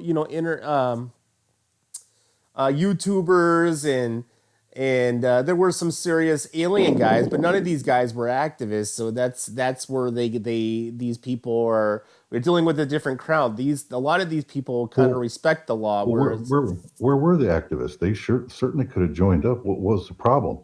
What was the problem with the whole event that kept them away? Yeah. It took way too long. I'm pretty sure it just got undermined from the inside. I knew the jig was up when he moved it to, they were going to have a thing in Las Vegas like that. I mean, you knew it was over. If he was serious, he would have moved in those first 3 days when, I mean, he had more than enough support. But even despite all that, if you got 2 million people, they didn't have enough locations and events to handle 2 million. Where the fuck are the rest of you? Oh yeah, there was nobody. I mean, nobody showed up. And yeah, I would have I mean, I don't know. I don't know the whys of it. It just stopped. Here's the problem. It makes disclosure and all this Area 51 stuff and UFOs. It's very discrediting because it makes the whole movement look like crap. And maybe that's the way it should look, because this is what you get when 2 million people say they're going to show up. Yeah, and it's not like we haven't seen recently, you know what I mean? Other groups, when they want to get 2 million people together, they do it. I mean, it's not like it can't be done. But I don't honestly, I don't think that they want. I don't think that they wanted to. I think he got bought out right away. Yeah. Well, Catalonia brings 600,000 people to the street without advertising. I mean, 600,000 people show up for their Catalan rights. I mean, maybe we should have borrowed from them then, go here. But hey, hats off to Riley Reid, the porn star, for making the furthest penetration into the defenses of anybody. If anybody can get penetrated, it's her. Wait, what? She was the only one that had the stones to actually do it. And she walked up. She walked up to the base, really? Yeah, she kept on. Yeah, she got arrested. She went all the way. She walked her way. It's sad when porn stars have done more to help the cause than anyone else this year. Right, the closest that Trump got to being taken down was by Stormy Daniels. The closest we got to Area 51, right, was from this porn stars. Maybe we should just get more porn stars to run the fucking the movements. They seem to be able to get shit done. Yeah, they just do it. Yeah. Don't forget these two Dutch guys. They went into Area 51. They went in 2 weeks before the event or something. They went on their own with their car. They were caught 3 miles in or something. We're just driving. We're just trying to see some aliens and clap some cheeks. There were some. But no Americans can do that. No Americans can show up out of 2 million Facebook bullshitters. Nobody can show up and do that. Well, there you go. There's the problem. It was on Facebook. Yeah, that's probably it, man.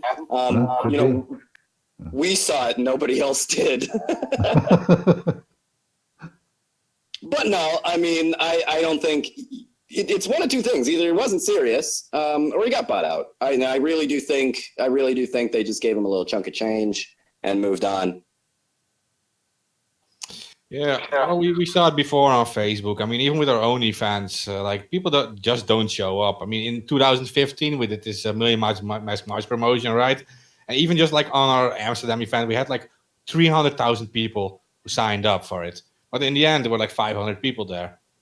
So yeah. Yeah, I mean, some of the bigger spots, England always goes nuts. Like London always goes crazy. But they're already celebrating Guy Fawkes Day. So the places where they're celebrating Guy Fawkes Day already, so like the Commonwealth, they normally have way bigger, first celebrations. Yeah, they already go to the street to celebrate, like you're saying, and they already make like bonfires and stuff. So yeah. Yeah, I'm like I had never, until I went to New Zealand, I had never been in, a spot that was celebrating Guy Fawkes Day. So when that all went nuts, it's kind of like the 4th of July. They set off fireworks, and I mean, they have huge parties and barbecues and all of that stuff. And that seems to be, I don't know, they just kind of take advantage of doing that same thing. Just must be really hard. Must be really hard to eat a hamburger with a Guy Fawkes mask on, In the States, you can't wear a mask or they freak the fuck out. Nobody cares in Australia and New Zealand if you're wearing your Guy Fawkes mask. Like, they don't give a shit. They don't care if you wear socks or, if they don't care if you wear shoes. They don't care if you wear a shirt. No, you missed my joke. Oh, I probably did. Sorry. Yeah, me too. Sorry. No. Explain it to us, because those make the funniest jokes. I said it must be hard to eat a hamburger with a Guy Fawkes mask on. Oh, I thought you said get a hamburger with a Guy Fawkes mask. No, eat a hamburger with a Guy Fawkes mask on. Mine's got the little slit right there between the lips. It's got to be a real thin fucking hamburger is how you get that in there.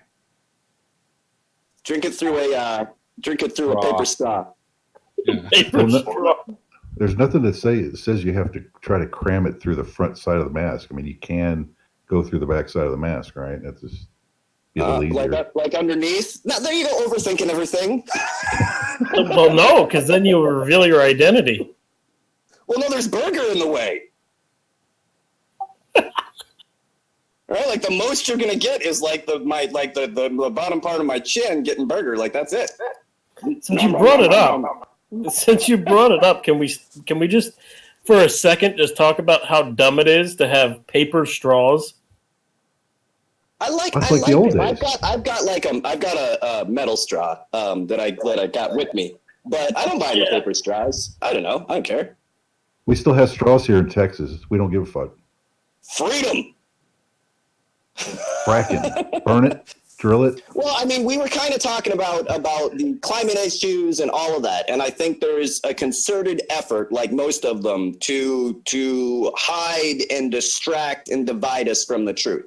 Right. So while we're all talking about fucking, you know what I mean, what the temperature of the ocean is and whether that's going to fuck us, we are able to completely ignore Monsanto. We're able to completely ignore fracking. We're able to completely ignore the nightmares that go along with the plastic fucking problem, that go along with the environmental problem, because we can only argue about one thing. I just find it hilarious that they just say plastic straws are the problem, but then there's fucking plastic bottles. Plastic straws are part of it. I mean, I've pulled so many fucking plastic straws out of animals' noses, man. I fucking hate them. But, right, there's the problem is plastic, right? Exactly.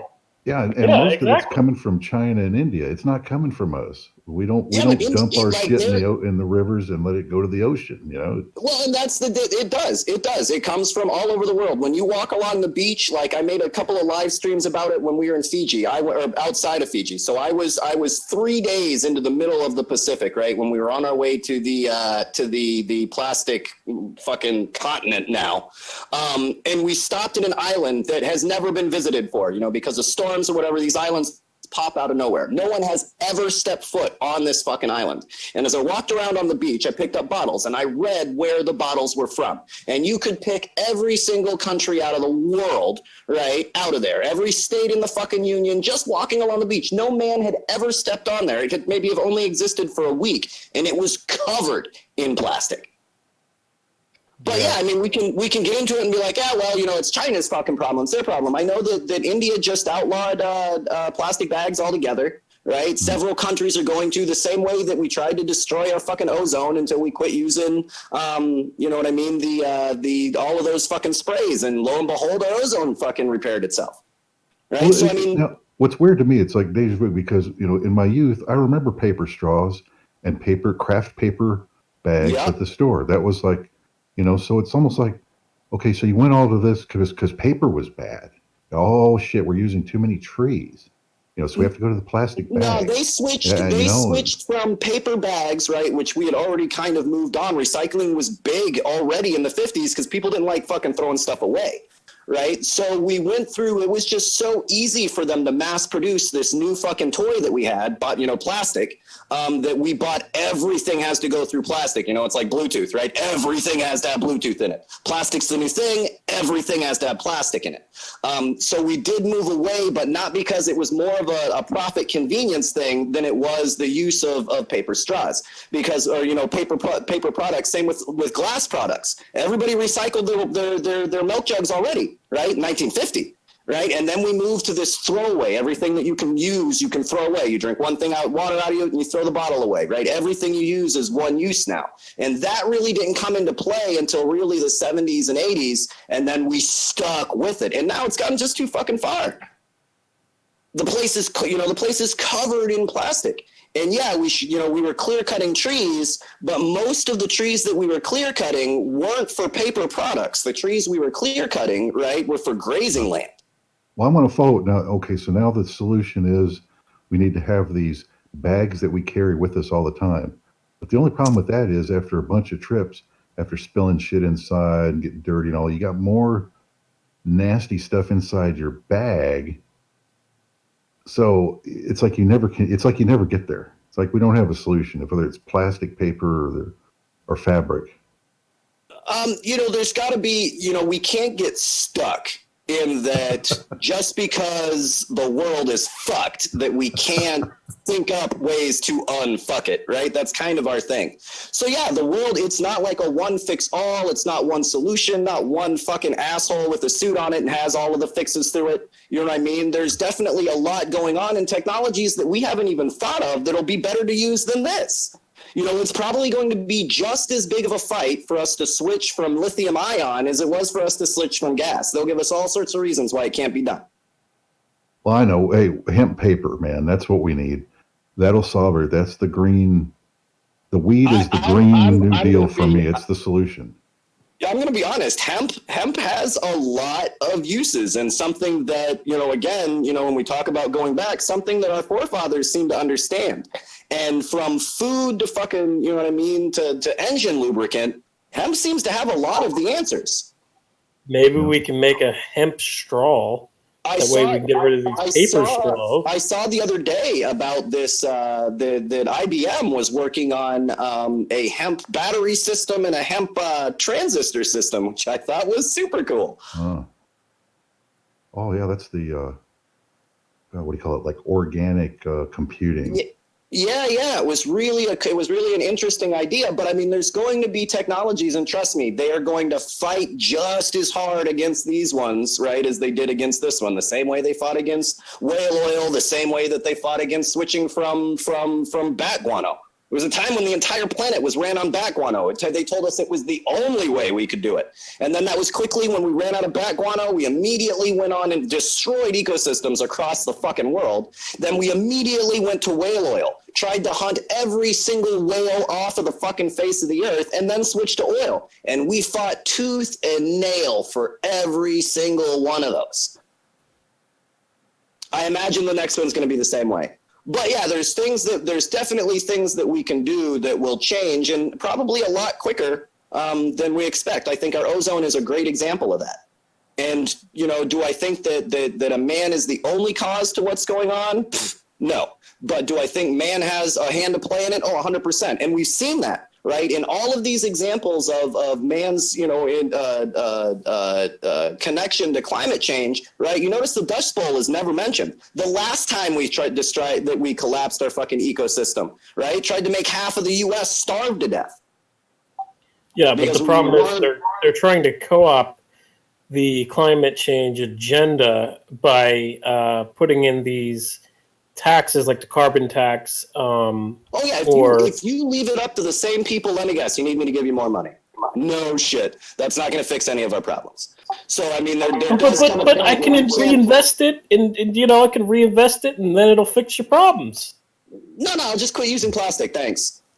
But among the lemming and the sheep, they think they're doing something when all they are is signing on to their next butt fuck percentage of taxes. I mean, if you're looking at the same people that got you here, right, to fix the problem, that's never going to happen.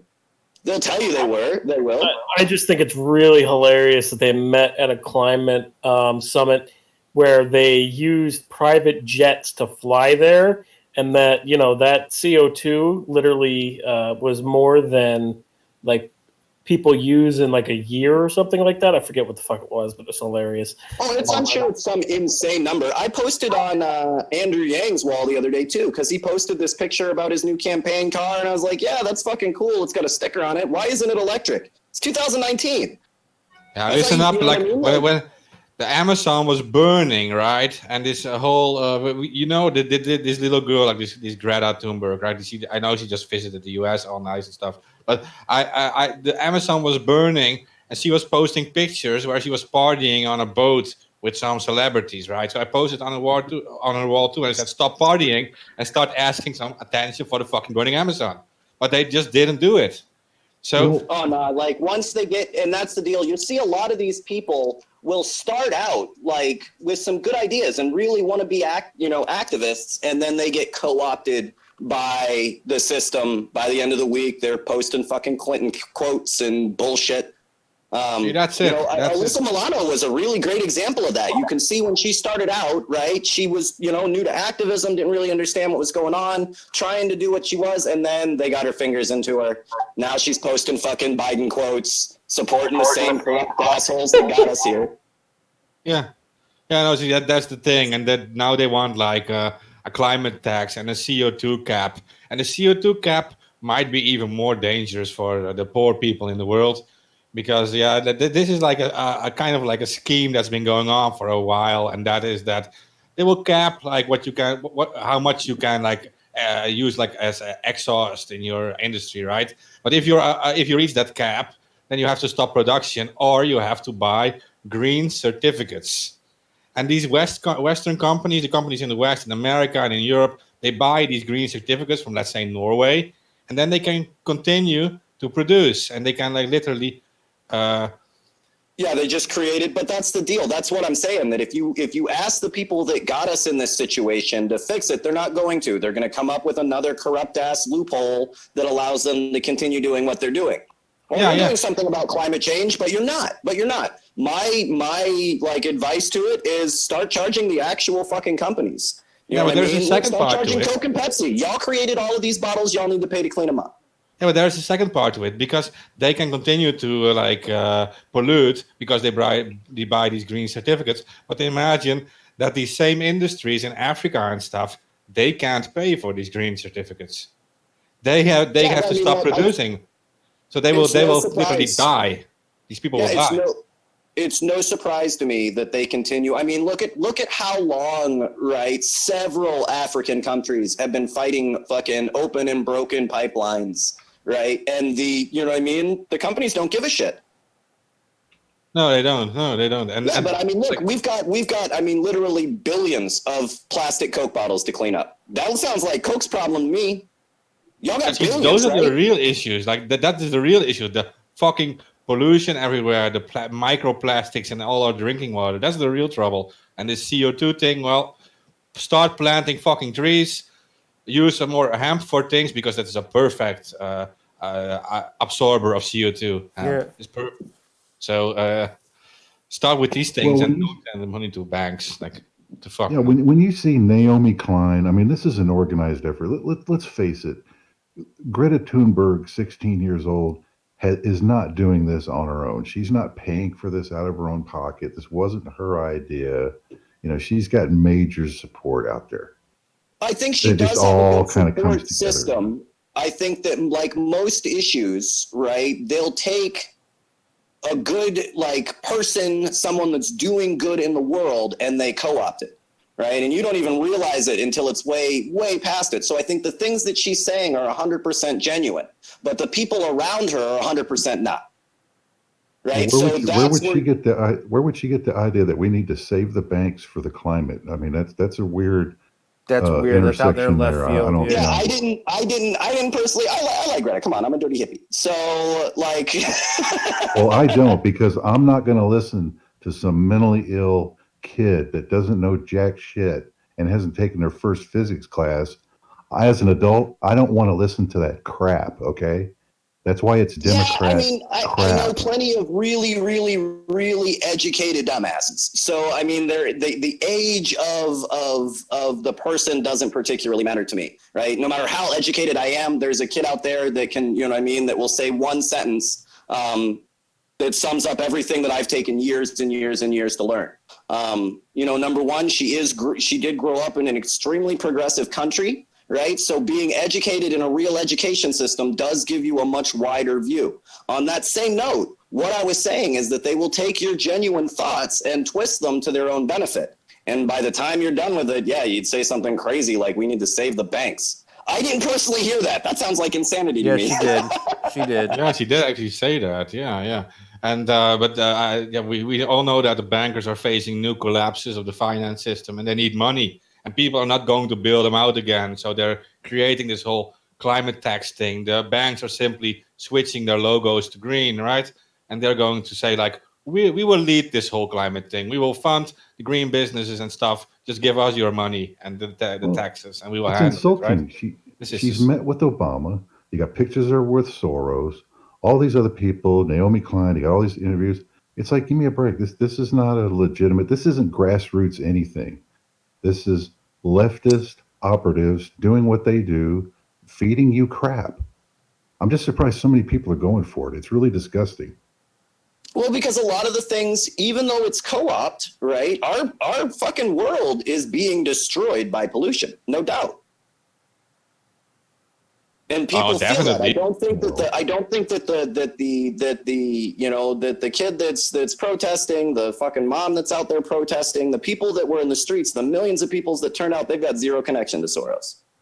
Yeah, we don't have to deny that there are these problems, but that they're not going to solve it. They co-opted this movement, and they got far different goals. So. Look at it, man. Like, fuck, man. Is there anything that she has said that water protectors have not been saying for fucking, since there were water protectors? But we don't got Soros money, right? We got a YouTube channel. Yeah. So we can't get people in the streets like that because we're not. But the tribe and LaDonna and a lot of others did very good out of that. I mean, there were operations going on there. That wasn't squeaky clean. Oh, there's plenty of people that walked away with money, for sure. I know LaDonna's finances. She didn't walk away with a lot of money. And on top of it, I'm not opposed to the tribes that you donated the money to keep said money. Like, there are places that have like 100% fucking unemployment rate. Their land's being stolen and the land they were given was fucking radioactive. Yeah, man, take it and run. Go while you still can. Shit, they're going to start fucking shooting us soon. So yeah, I don't, there's people that walked away. I'm going to get in trouble. There's people that walked away with shitloads of money that have absolutely nothing to do with it. Wesley Clark Jr. walked away with a couple fucking $1 million, bought himself a nice house in Florida. What's the other activist? It was a Brit that he had a gambling problem, was siphoning all kind of, I mean, just, not that Millions That's of not dollars the came organized through. effort. None Yeah. of it went to Rosebud or Standing Rock. None of it. You know what I mean? Like the Sioux tribes did not walk away with millions of dollars. In fact, right now, right, the Rosebud's underwater. Everybody's had to be evacuated. Their fucking entire place was destroyed by a flood. Like they're struggling. Like we're trying to raise, we're trying to get people to donate fucking tents. The entire place is destroyed.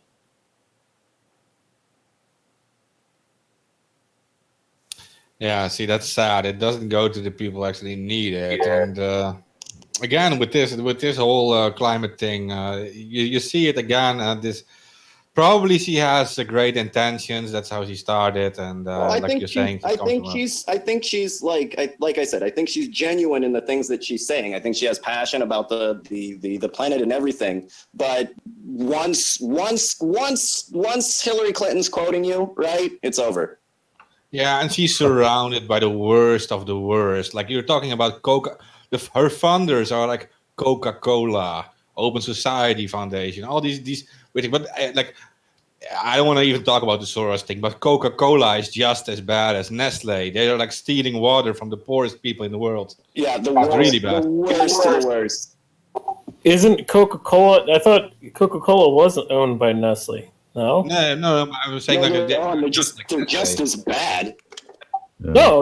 I just because when you said that, I was just like, wait a second. I thought Coke owned Nestle, but I could be wrong on that. But I'm pretty sure they do. No, they just make their little soda drinks, their Coca-Cola. They make this cola and they harvest all this clean drinking water from the poorest regions in the world because they want to make the most profit, right? And Nestle is doing this, Coca-Cola is doing this, some other companies doing this. But the fact that these people are actually funding this girl who probably doesn't even understand what these people are doing, I'm not she's sure. 13. She's not going to look at a Coke exec and say what we just said, right? There's billions of bottles around the world with Coke's fucking name on it. Sounds like you should do something about that. Yeah, and That's the hypocrisy of it. What about Bank of America? She can't. She's a kid. You know what I mean? Like that's the deal. So yeah, I think she's genuine, but I think that she'll get used like all of the other ones do. I see her getting used now. Like I said, once Clinton is quoting you, right, posting your shit, it's over.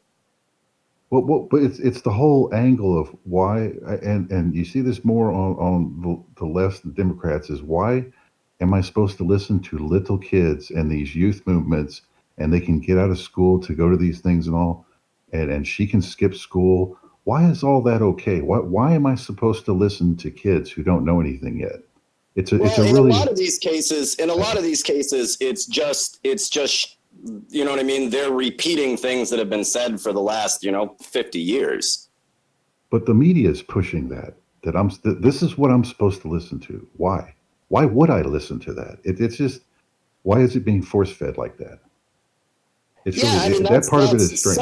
Some of that's definitely the media. I mean, they'll jump on anything. They're posting it everywhere because it's popular, because it gets them shares, because it gets their advertisers money. Yeah, that's fair to say. That's also a big reason that a lot of media jumps on it simply because it gives them money, right? It gives clicks, it's popular. Yeah, not all part of the bad thing. You see the issues around the world that could be fixed, right? So I mean, we've doing aid to the Bahamas, like we've worked the numbers. You know what I mean? They've spent more than it would cost everybody, the entire population of the Bahamas, right, to get solar power, right? They spend more money than the entire would take to get the entire population of Haiti solar power. The whole place, end that whole issue, right? And they've got you know what I mean? It's not like they don't have the resources, the funds, not like they haven't came up with the things, but they never actually fix any of the problems that they raise all this money for. Yeah, see, those are the real things you can do, actually provide solar power to the poor regions, like you're saying, and also Africa, for example. Like there are people actually doing that. Yeah, that rapper, right? That Akon guy was providing solar panels to Africa. Yeah, and like there's been several that have, you know what I mean, what the Smiths like have gotten water to Flint. There's definitely like singular people doing all that they, doing what they can, but in comparison, look, the Clinton Foundation could do tomorrow. Name a country. They got what, $4 billion in bank? Yeah. You know, you could, like I said, you could name off the places where you could actually fix a problem with a fraction of that money. Less than $1 billion, I could open up a solar company tomorrow, right? And get, I mean, you know what I mean? Like just fucking everywhere. You need solar, we'll send it to you, right? That's how much $1 billion is. It's but the solar panels themselves are actually very expensive. I know this because I used to work for a solar company. I can pick up a 3,500 watt solar panel, right? And it's not like I'm having it built, right? I can pick one of those up for $1,000. Well, it's just the nasty chemicals and all you got to use to make all that stuff. It's also a problem of like I'm on the ground. I've had like very few. Though I agree with how they're built being a serious issue. No, I'm not saying why they're built. I'm saying it's an issue of the area that you're in, and the trees around. Yeah, that's not a problem in Florida, the Bahamas, most of the places around. Well, yeah. Most places, like on the coast, you won't have a problem like that. But if you start going in to the middle of the U.S., South Dakota, we were running 60-40, so 60% wind, 40% solar. So I mean, there isn't the truth is that there's energy all around us. Right, it's that there's only one place to get it. So I mean, the places where you can't use solar, you can use wind. The places where you can't use wind or solar, you can use tidal. The places where you can't use wind, solar, or tidal, you can use geothermal. Right, there is power everywhere. Yeah, that's true. But in the argument against solar panels, when you buy solar panels, you're not just buying one panel. You need several fucking panels to be able to properly have a solar system set up where your house is being powered by just solar power. And I worked for a solar company before, and kind of was taught about all of the different things about solar energy. And the biggest thing is the area that you're installing them in. I can't remember if it's you have to install them north of the sun or south of the sun, but basically there's a rule about that. You definitely need to get your angles right, and normally so the angle that the light hits it is extremely important, right? As far as area, back even 10 years ago, you know what I mean? A 50 watt, panel was expensive and high, high rated, right? That was high power. Now I'm picking up 150, 200 watt panels, right? So that makes a big difference too. Normally, if you get, if you've got the roof of a house, you take the area of the roof of the house, and on one side of the house, if you make that solar panels, you're normally pretty good. As far as emergencies are concerned, 3,000 watt system is more than enough to keep you going for a couple of days while a storm goes by. An option you don't have with centralized power. Yeah, that's definitely a good point to make. But also, when you have those systems, they can only retain so much power. And from what I was learning is that it's not really feasibly possible unless you have a field where you can put solar panels in to fully run your house on solar power.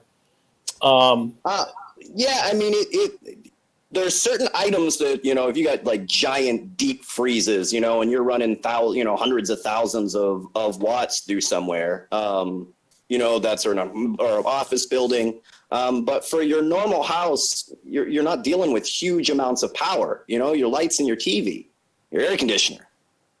You're not using huge amounts of energy. I would argue a lot of that is just straight up propaganda. Well, this was a solar panel company. They wanted to sell solar panels. So, I mean, and they wanted people to move away from the monopoly that the electric company has on power. So I don't think it was really propaganda. I think what they were saying actually made sense, because they were saying that if you have a certain number of solar panels, it only equals a certain amount of power. So say you have 3 solar panels, and each panel allows a certain amount of watts. Okay. So you've got 3 panels, right? And normally like 3's fine. I normally run 1 or 2 on a 3,000 watt system, but again, 3,000 watts is a lot of power. It's a decent amount of power. That's enough to do what you need. I mean, that's enough to run power tools and electric chainsaws. I mean, that's a lot of juice. Storage, like, it used to be a lot bigger problem. Now with the battery banks that we're using, it's not as big of an issue. I don't have to lug around 12 deep cell fucking, giant batteries with me to do a job. You got a little battery pack and that's it.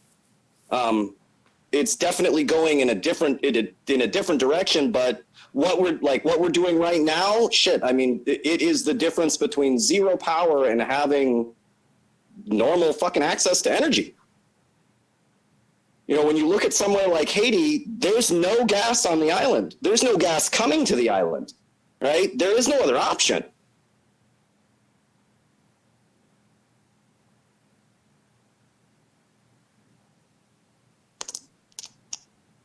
Well, I mean, that's because Mark Rich and Hillary's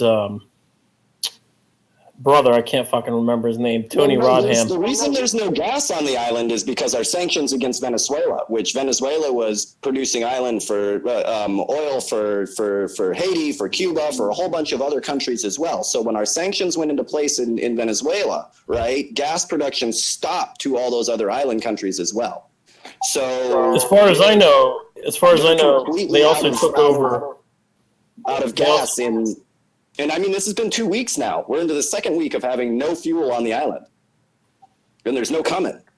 What about a company like Royal Dutch Shell? Then they are like taking the oil out like 30 miles off the coast in Venezuela.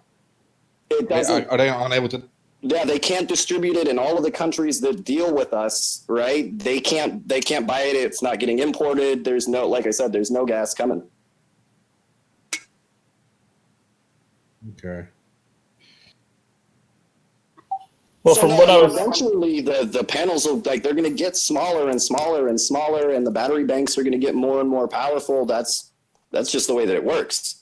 We have, we can't wait. We didn't wait until the 2019 Ferrari came out to start building cars. Right. Eventually, you have to make the switch, and then the technology is going to change and get better and more efficient, and all of those things. But eventually, you got to change to say, well, the car isn't as efficient as a brand new car now. No, it's not. We were talking about the solar panels. What about wind power?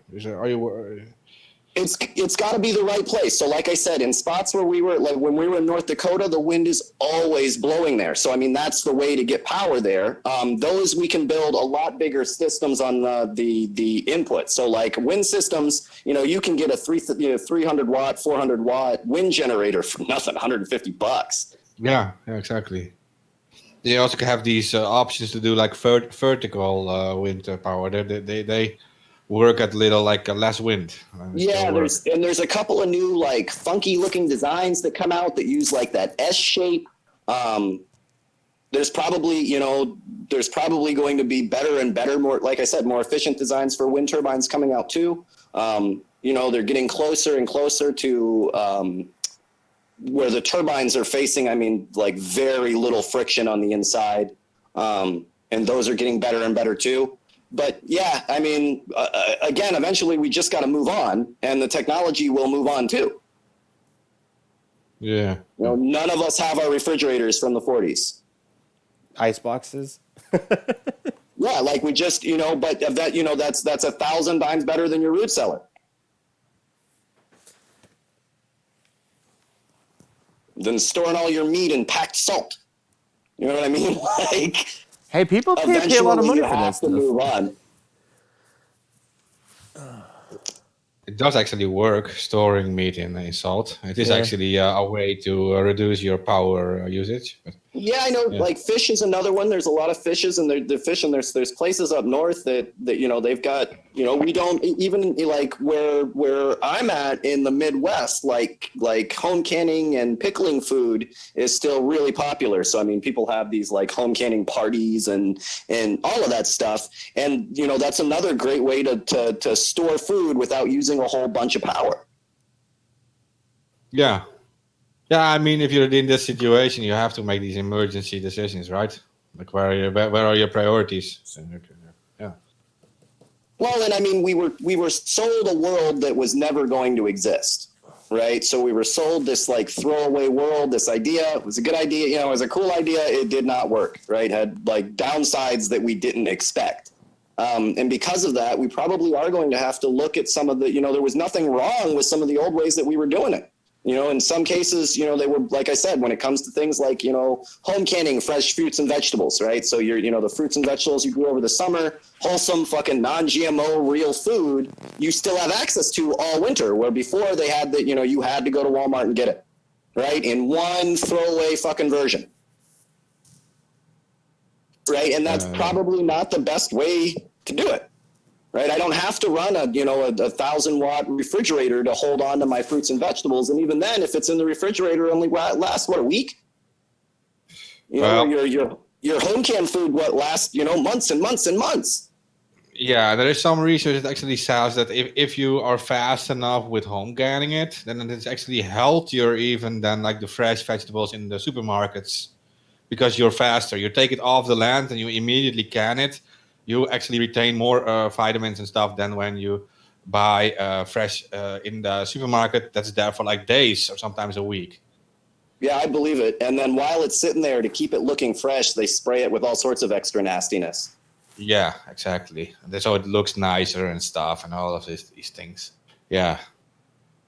Yeah, no, and I think just to step back, there's definitely needs to be some changes in how we're doing things. None of the people that got us into this mess are going to get us back out of it. No way. You mean if they give a tax for carbon, it's not going to save the planet? No, it's going to make rich people richer. Yeah, of course. Oh, fuck, rats. Not saying that there shouldn't be stuff. That you can actually do stuff, of course. You can clean up the plastics together. I mean, that would be a good thing to do. I mean, why wouldn't you? And I mean, I'm always saying that the number, but there's 7 billion of us, right? You see a piece of fucking, you see that empty Coke can sitting there, toss it in the recycling, right? 7 billion of us. Every day you only pick up 7 billion times we can fix this problem. Like there is a shitload of us now, enough to do some real good in the world. 7 billion people working together, right, can change things in a heartbeat. Yeah, but there are also simple solutions. I mean, like in my country, when you buy like a bottle of like soda, like Coca-Cola, you buy a bottle and they add like 20 cents above the price, right? And then if you bring back like the empty bottle, you get just 20 cents back. So you actually get an incentive to bring back like empty bottles, right? Several countries are doing that. And I remember, like when I was a kid, you used to get, a lot, kids would spend a lot of time picking up and recycling stuff. There was a kid that lived down the street from us, and I never got to do it. I would like spend it on video games and shit. But he collected cans up from everywhere. He'd walk around the parks and clean them up, like the metal cans. And yeah, he bought a little go-kart with it. And I was so jealous. We as kids, we were also searching for like the empty plastic bottles because they gave us 1 Dutch guilder for each plastic bottle, right? We just delivered 2 bottles and I could like buy new candy. Yeah, candy. Yeah, he saved it and did something cool with it, and I spent it on candy and video games and bullshit. There's actually a restaurant in India that opened up recently where they are offering people to come in and recycle plastics, and they give them a meal for recycling plastics. I think it's Pizza Hut now. Not that it has to do with plastic, but just corporations not being complete jackasses. Because there's been so much a problem with, they built those gates to keep people from getting the pizzas that nobody ate, and those weird like trash cans with the slots in them and all of that. So now on the doors of and I think it's Pizza Hut, on the doors of Pizza Hut, it says if you're hungry, you have dignity, you're a real person, come inside for I think it's a free slice of pizza and like a glass of water or something like that. But I thought, it's not a lot, but I thought it was like definitely something that they have the ability to do, that there's no reason why they don't. If you got food left over and there's hungry people in your city, this should seem more than obvious, right? Yeah, I just liked what they did in India. Because it fixes two problems. It fixes the problem of pollution of plastics, and then it fixes the problem of hunger. Because if somebody's poor, they can go out there and collect trash and then get a meal, Yeah, which is, why everybody's working, right? To eat. Yeah, I think that we're going to have to look at these things in like a modern light. And of course our society and world has to change. All of them do. But this one, the whole plastic thing, everything that fossil fuels touch turns to shit. Like everything. It's like the opposite of the Midas touch. Instead of everything turning to gold, it just immediately turns to shit. Whether it's plastic bags, plastic bottles, fracking, oil pipelines. You name it. If oil touched it, it is fucking us over right now. Another thing that they're doing too, this is actually, I don't see this as being a positive thing. They're actually making roads now out of plastic. No, they found, I know it was Sweden, Switzerland? One of them had made their road out of plastic, and it turned out in the beginning to be a little bit more durable, but then it turned out that the fucking microplastics are now leaching into the land around it and fucking that up good. Right, yeah, that's what I kind of thought would happen with it. But what they did in India was they mixed a little bit of plastic with a little bit of cement, and then they mixed it together, and then they laid it down on the road. And they're saying that this is a stronger road. And I'm thinking in my head exactly what you just said. Like, you're putting plastic into the ground? Like, that's going to ruin the earth. Yeah. So, I think it seemed like a good idea at the time, but yeah, I did see a thing about that. First, I saw the whole thing, they were using it, oh, cool, let's see how that works out. And then, yeah, it worked out exactly like everyone with half a brain knew it would. But I don't know, some of these guys come up with the worst ideas. You know what I mean? Like, fuck, that's worse than the original idea. It's just, I don't see like how they would think that would be a good idea. It's like, oh, well, we were just dumping a whole bunch of plastic into a landfill. Instead of putting it into the landfill, let's dig it, put it into the ground, and mix it with cement. Like, what the fuck? Yeah, we'll put it right next to our lake, right next to our drinking water.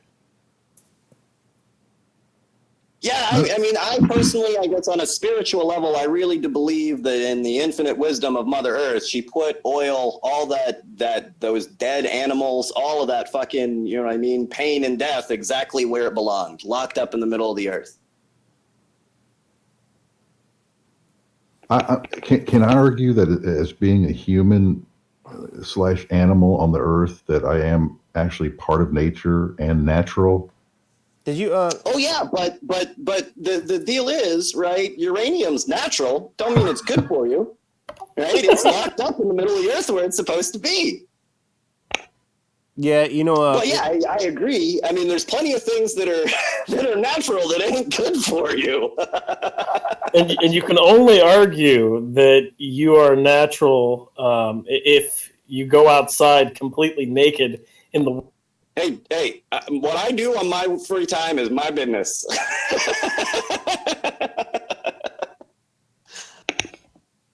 Because those clothes aren't natural. my right as an American on my property is to have a bonfire and dance naked. It is my thing. Sometimes I play the guitar in my yard, butt crack ass naked. I'm allowed to. I dare you to try to stop me. First of all, you got to wrestle a naked guy. You want to wrestle the naked guy? It's the police that Nobody wants to wrestle the naked guy. they would probably think you're on fucking like PCP or some crazy shit. Hey man, you came over here. I didn't come over to your house naked. Right? You came to my house. I was already naked. What's wrong, officer? I'm just suntanning. So freedom, man, freedom. I ain't hurt nobody. It's my land. No, but I agree. You should be as in touch with nature as possible. I think that the whole like concrete jungle idea is bad for us, to be honest. I do think in our city designs, we need to incorporate, you know, the natural environment, our natural environment with us. We're really not supposed to live in this weird plastic concrete world. You know, concrete gives off rayon, or it gives off a form of radiation. I forgot what it's called. I think it's alpha particles still, but still gives off some radiation. Fun. Yeah. I spent a lot of time on the road. Well, fuck, man. That means what they were doing with like mixing plastics with mixing into concrete. Oh my god, Well, they're creating a fucking because monster. rayon is naturally in a lot of these additives for cement, but it gives off. You know, it's not really harmful under normal circumstances, but you know you shouldn't be eating it or you know some shit. Even then, like it's like they don't do tests that expose. You know, they'll do a test. They'll say, okay, well, you know, this amount of radon isn't all that bad. What's in the road? You know, won't really affect you. But then you get into these situations where the entire world around you has got all of these weird fucking chemicals in it. So yeah, like one little bit of radiation in your daily life, not that big of a deal. You get radiation from the world around you. The world around you is a little bit radioactive. The sun is the biggest nuclear reactor. The sun is actually outside of Earth's atmosphere. The sun is very dangerous. Yeah, you're getting lots of radiation from the sun, but then the world around you, like I said, you're bombarded with all of these chemicals and all of these things, and they don't do tests to see what their reactions are to each other. You know, well, yeah, you only had a little bit of radon for that, but then you got a little bit from your smoke detectors, a little bit from this, a little bit from that, and you know what I mean? Well, you know, now you've got a situation where they've raised the acceptable level of radiation in your daily life, which I think they've done that twice now. Yeah, it's like taking like a cocktail of medicines, for example. The combination of these things is fucking dangerous. You're even talking about things like impregnated wood and stuff. They're also using certain cancer-inducing chemicals for that. Yeah, we've all talked about you know, the G5 and all of that stuff, and you know they do the tests on them, and yeah, the G5 by itself doesn't hurt you, but you're filled with fucking heavy metals now, right? You're filled with all of these chemicals. Heavy metals never shit. Get out of your body ever. They will stay in there forever. I mean, you can induce chelating agents, but you're really fucked once they're in there. Yeah, and you're exposed to them like constantly, and they don't check. Well, no, your normal, you know, a normal like you know, bloodstream or all of that, you know, has zero effect. But did you check? You know, they don't check to see how the other metals in you are excited by those same, you know, the radiation put off G5. And I'm just saying G5. I mean, that really has, you know, it has to do with things that are all around us. They'll tell you you're getting huge amounts of radiation from your computer screen. Like tons. Yeah, earphones too. That's true. Yeah, and you're strapping that bad boy to your head. Yeah, but we're dealing in milliwatts. We're not dealing with high power though. No, but that's what I'm saying. Like it's a milliwatt here, a milliwatt there, a milliwatt here, a milliwatt there, and then when you add it all up, right now you're starting to deal with big numbers. And it makes a difference, but yeah, my point with all of that was that, you know, I do think that we need to live in a much more natural world. The artificial world kind of sucks.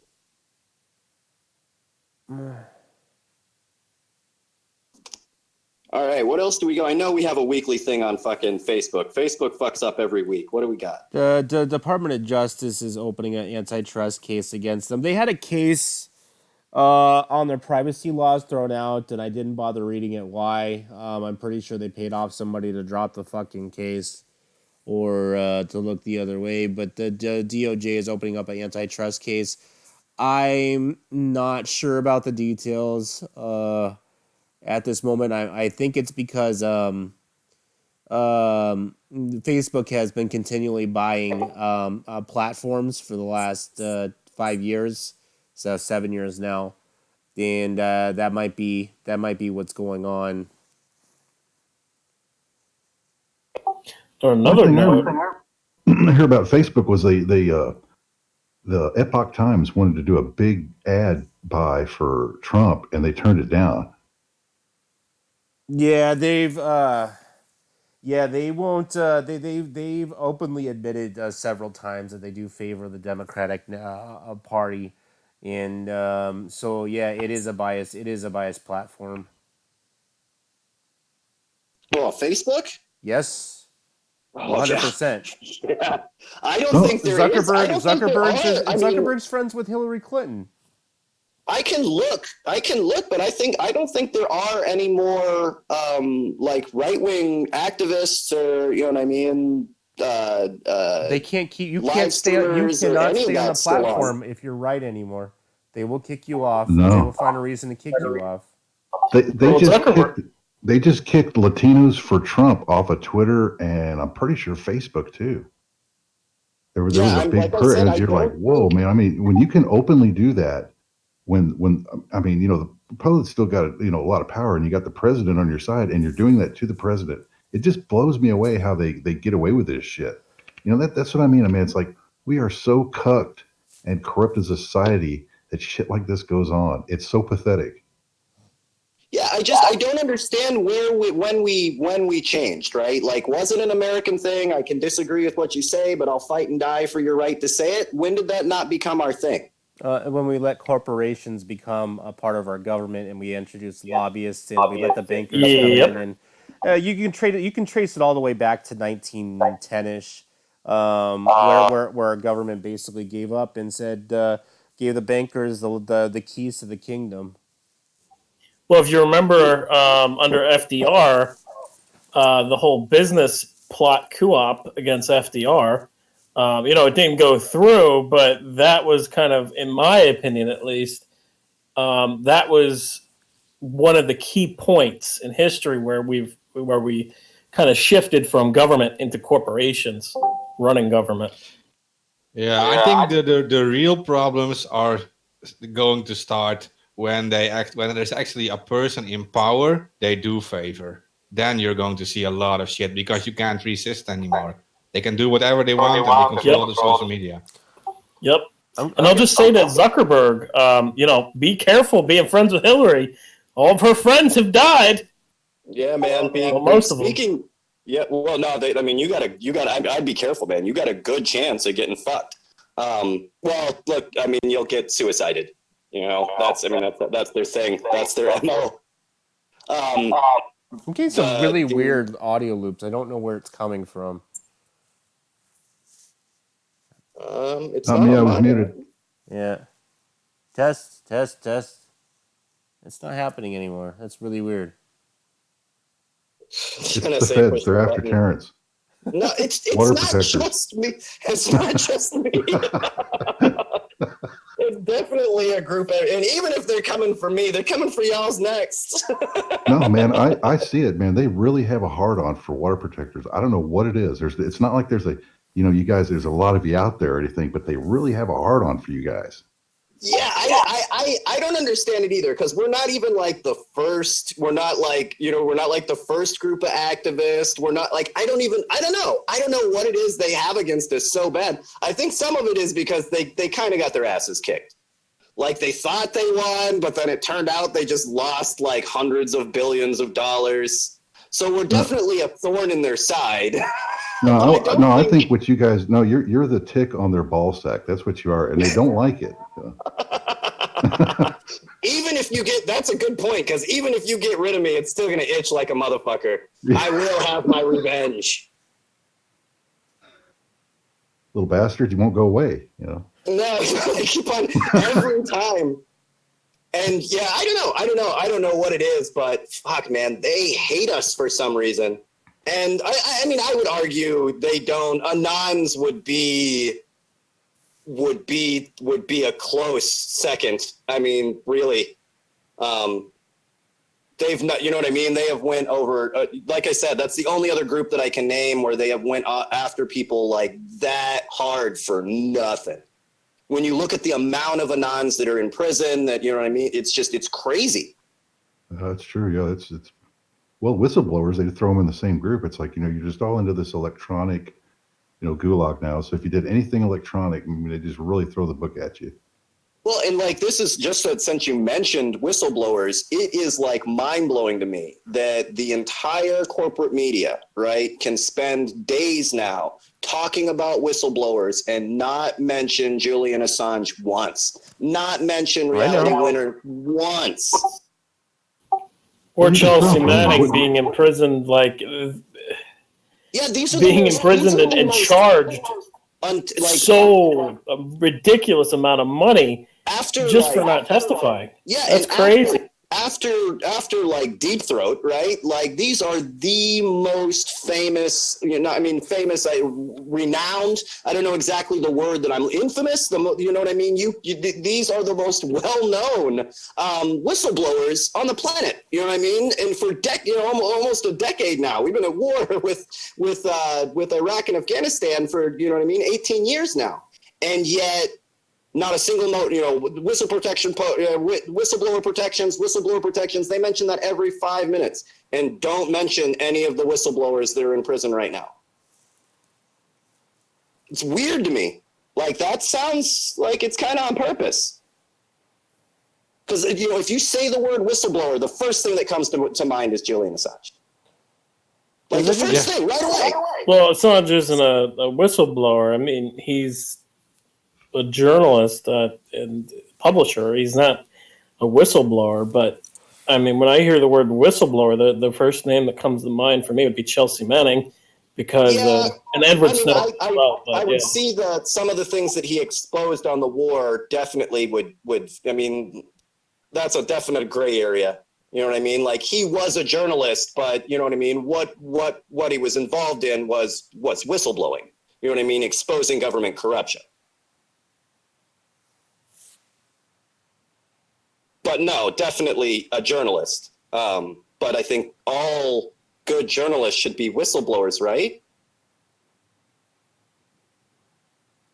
Well, they used to be, you know, journalists did used to do research and investigative reporting. And I mean, I can't tell you, I mean, there's not many doing that anymore. It's like all this corruption, and they just can't seem to see maybe 1% of it.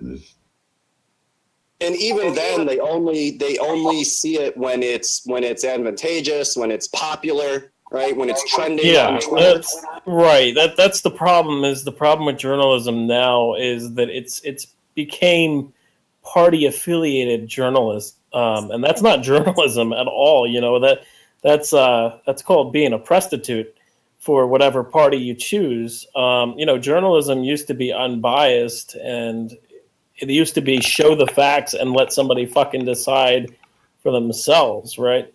Or at least tell them, hey, this is what I think, but these are the facts. You can make up your own decision. Where now they don't even tell you the facts; they just give you what their opinion is, and then they don't even tell you it's an opinion. And investigative journalism is just basically dead. I mean, there's not a lot of investigative journalists out there anymore. No, they post what's already trending on Twitter. You look at all of the big, like, you know what I mean, investigative journalists that's going on, and it's somebody that they've bought the cell phone video from, right? They didn't investigate police brutality. Somebody with a cell phone recorded it and posted it on YouTube, and now you can't get away from it. It's trending. Everyone's watching it. You almost have to post it on your page. Well, I would argue... They didn't investigate, you know what I mean, the water in Flint being poisoned, right? The people of Flint did that.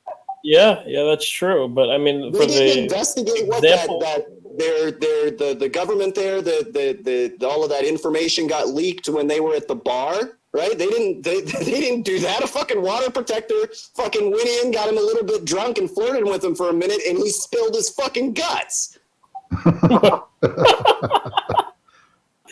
See, that's the oldest trick in the book. Literally just using a beautiful woman to go in there and fucking seduce somebody and get information out. But well, yeah, if you're a dumbass, but like, the thing is, it's and like, I'll tell you, that might be one of the reasons they hate water protectors. Because we're gonna have a great fucking time, but we ain't giving you any information. They never seem to see all the dirty tricks they use. They never seem to see them coming the other way. You think it's like, hey, you know all these dirty tricks, and yet you fall for the same shit. What's up with that? Yeah, I don't like the honeypot. Like you're stupid. If if a beautiful woman walks up to you for absolutely no reason, like you ain't that fucking cool. It should immediately be putting up some red flags. Like, you down for the cause? Oh, I just wanted to know what you guys were doing. Nah, like, you got to go with mafia fucking rules. You know what I mean?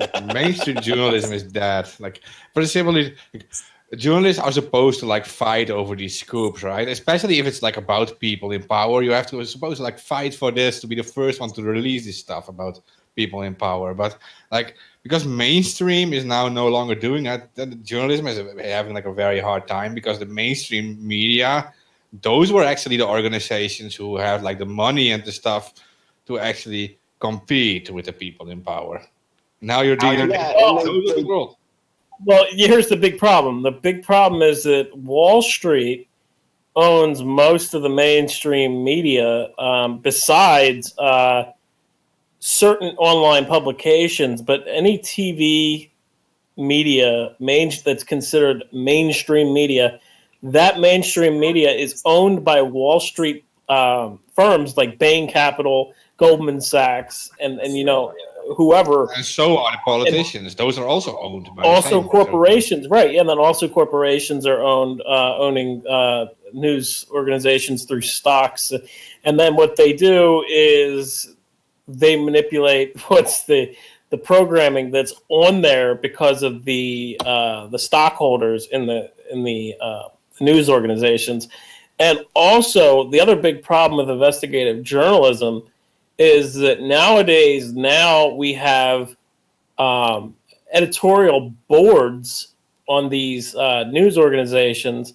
Before, it would just be an editor, and it wouldn't be a big, huge process of having a editorial board decide if your story is okay or not.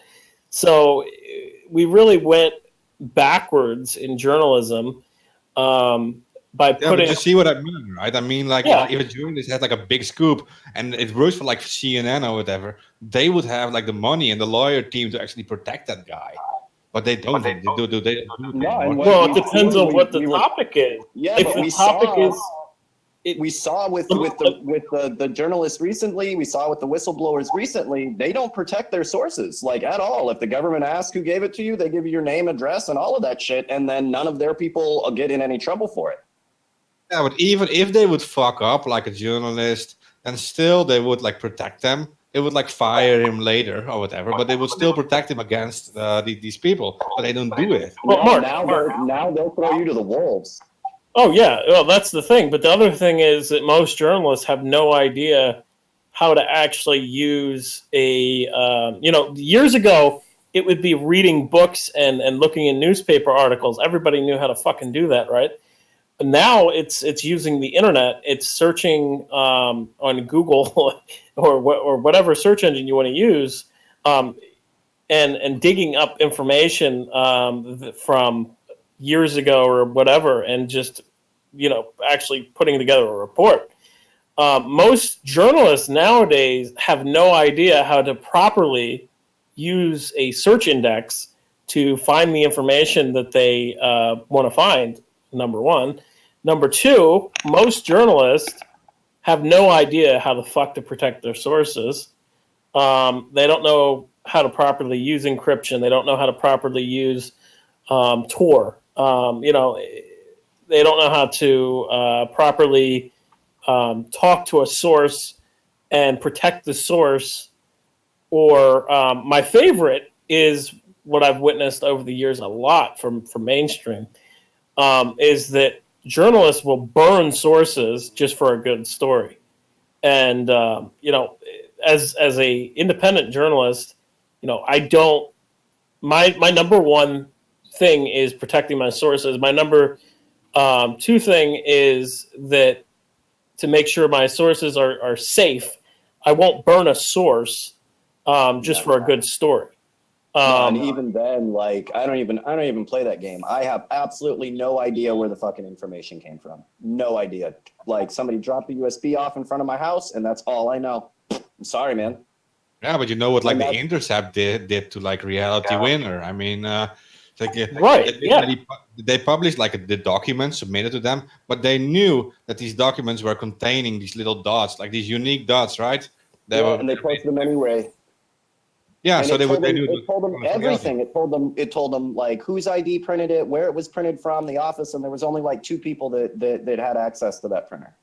Yeah, and I mean, this Greenwald should have known that stuff. He worked with WikiLeaks in the past. Like, he knew that stuff would happen. But still, they did it. Right. Burned a source. That's what I'm saying. Burned a source. Yeah. What they could have done, what they could have done, is they could have taken a screenshot of the document, and then, you would crop out just the important part of the document. Yeah, not just and then post write that the fucking story. Well, yeah, you write the story, but the thing is, when you're talking about certain subjects, somebody wants proof of it, right? So, I mean, it's true or not. Like, look, when you print a story, you're under the impression I have proof, right? If I tell you that's where it is, that's the point of, it's the point of being an actual journalist. These are the facts, right? Where I got the facts from does not matter, not even a little tiny bit. Is what I wrote down here true is what's important. Yeah, I agree with that. But again, for certain things, I mean, you need to publish a document. And if you can't publish a document and your source says that, this was going on, if somebody reads that, they're going to think this person's full of shit. But the thing is, like, what they could have done is they could have protected the source by circumventing that process where, the NSA has these special dots, and I'm pretty sure that you can't see them. I think that they're just like on the paper if you put them in a program. The thing is, you could have circumvented this by just taking a screenshot of the document and, working with that. Yeah, and I think if I'm not mistaken, Reality Winner even told them about the tracking of the papers. Yeah, well, they just did it on purpose, and they did, like Greenwald did it before with WikiLeaks too. He also fucked up. Piece of shit. Also, seriously. Also, Intercept is owned by the guy who owned PayPal. I can't fucking remember his name off the top of my head, Mark. He also is involved with Palantir. Peter Thiel.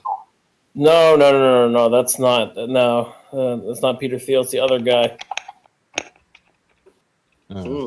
But Peter Thiel also owns like the Intercept, right? Is it also like shares? No. Peter Thiel's not involved with the Intercept. Let me check it's the same guy. It's the same guy who's involved with the Freedom of Press organization. I just can't fucking remember his name off the top of my head right now. Google it. I am.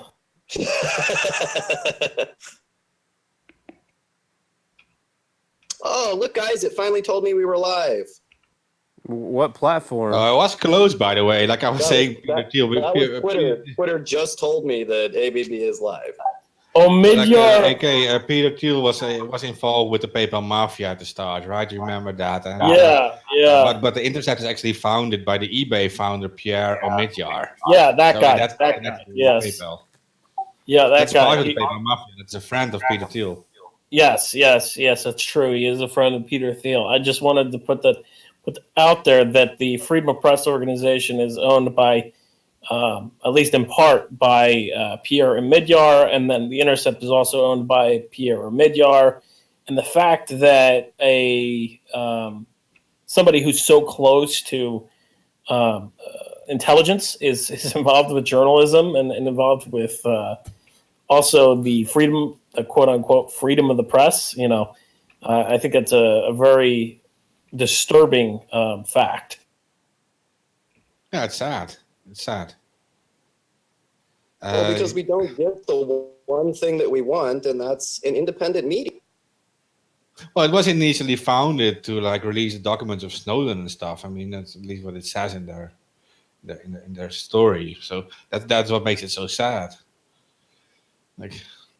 Well, and I mean, with the information that they brought forward, that WikiLeaks brought forward, these guys are all using that information to do what they're doing now.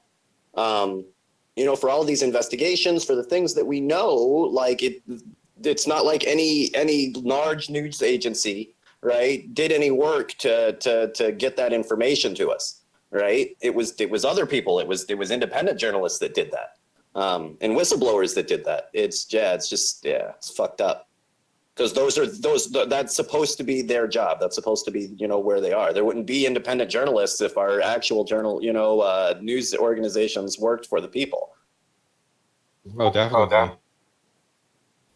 The thing is that even when they do work for the people, they don't do investigative reporting anymore.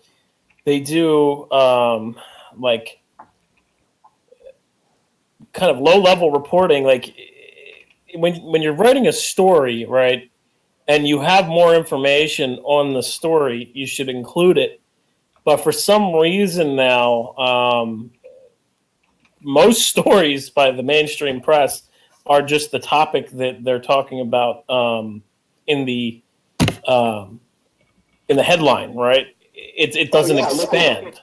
Look at Jeff Epstein, right? There's definitely some work to be done with investigative journalism there. They're not going to do any of it. There's going to be some really eye-opening things come out, and none of them are not. When it comes to Epstein, all of them are going to come from anonymous.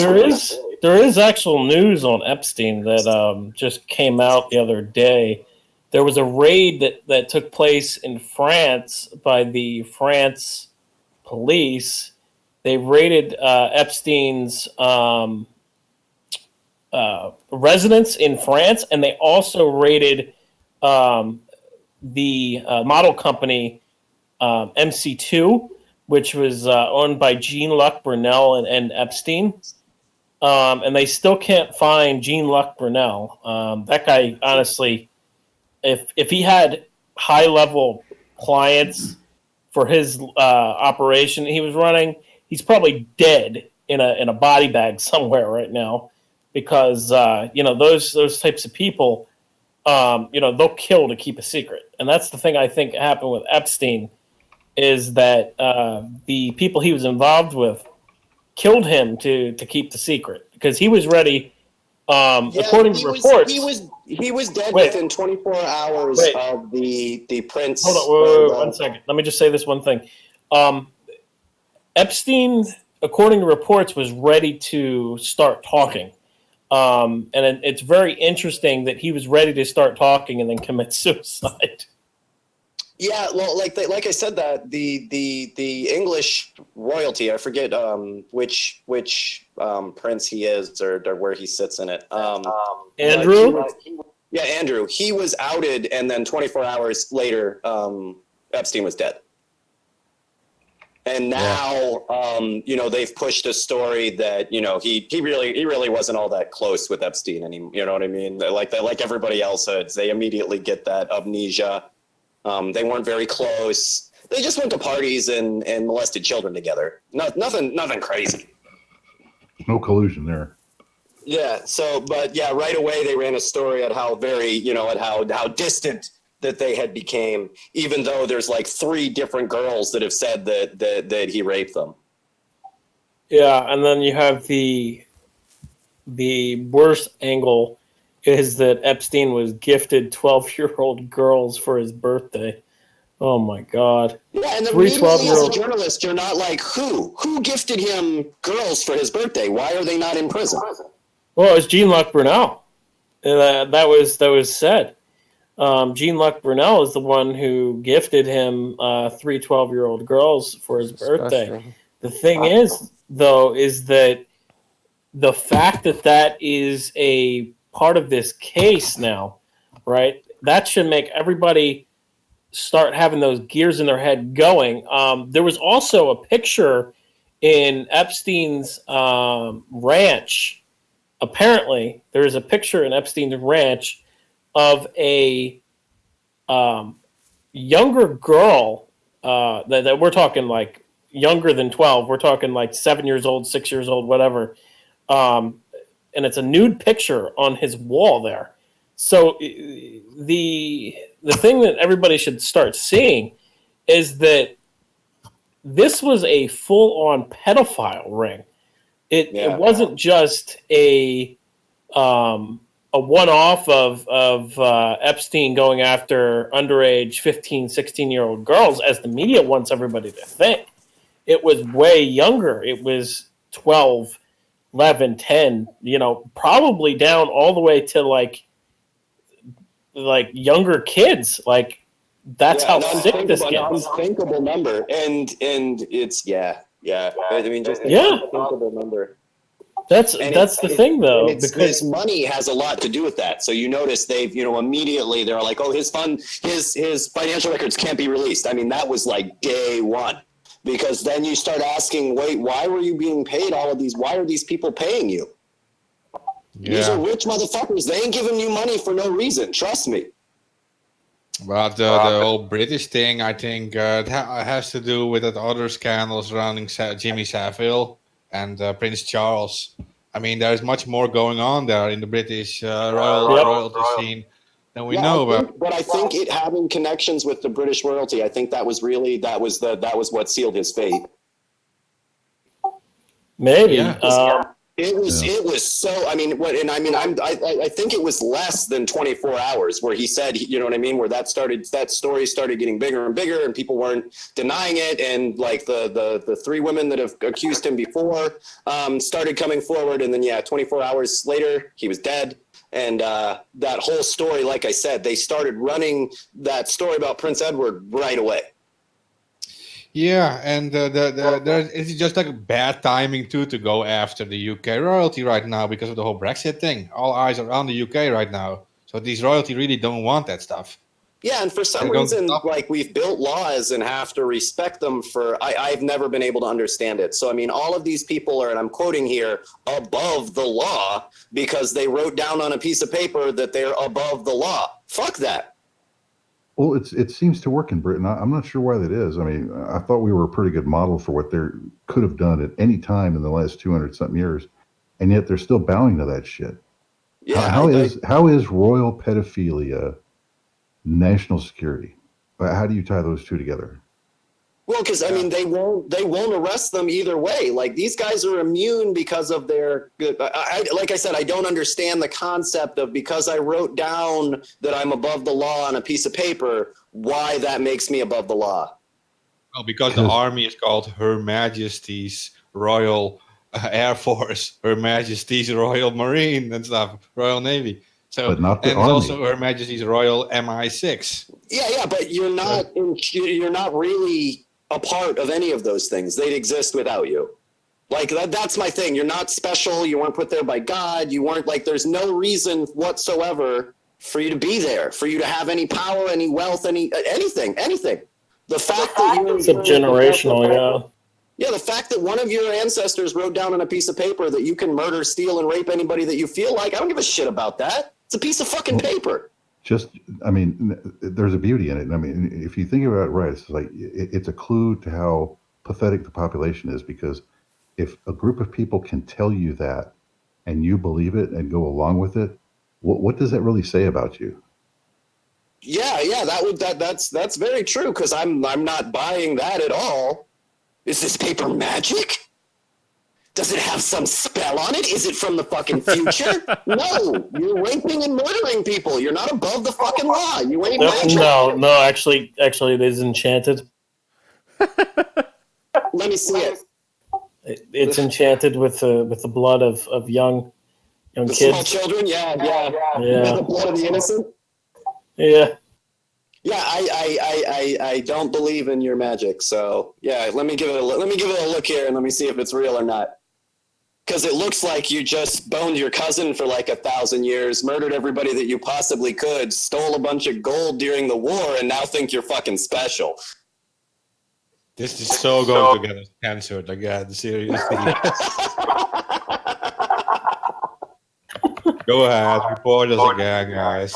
Well, since we're talking about so many in-depth subjects here, going back to Epstein, another interesting thing about Epstein is that he bought a young girl from her family in I think it was Slovenia. Yeah, I believe. It's a European country. And, Yeah. Go ahead. Yeah, that's a lot of the child slavery that you see in Southeast Asia are all done, through their families. Yeah. What I was going to say though is the other key part of this is that he recorded. This is the big part that I want everybody to pay attention to. He recorded young girls with young girls without any adults. Okay, you know what that says to me? That says to me that Epstein was a big person in the child pornography industry. If that's true, right? Then that gives 100 different reasons why Epstein would kill himself. Because the child pornography industry is very, number one, it's very lucrative, even though, people don't want to admit it. It is. These people make millions and millions of dollars. Number two, it's tied into a lot of mafia activity, specifically Russia. So if Epstein really was tied into that, it would be a no-brainer why he would just kill himself. I doubt I don't buy it. I mean, I guess there's a chance that he killed himself, but nah. There's no fucking chance he killed. He had broken bones in his neck. You can't break your bones in your neck from trying to hang yourself on a bunk bed in a prison with a bed. Conspiracy theory. Yeah, that bone in the back of your neck, which is the one that was broken on him, is pretty common in suicides. In anything that has to do with strangulation and a knot behind it. But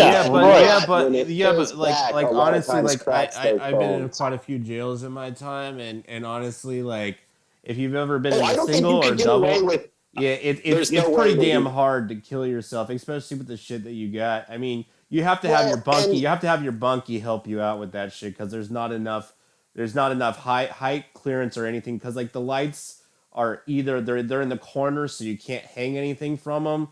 Like and supposedly he hung himself with like his bed sheet, which I mean, all of the stuff in your jail cell is designs that you cannot murk yourself with. Well, I mean, if he could tear his pants in half and like braid it and make a rope out of it, but still, like you only have like 4 or 5 feet of like less than that. Your legs would hit it doesn't.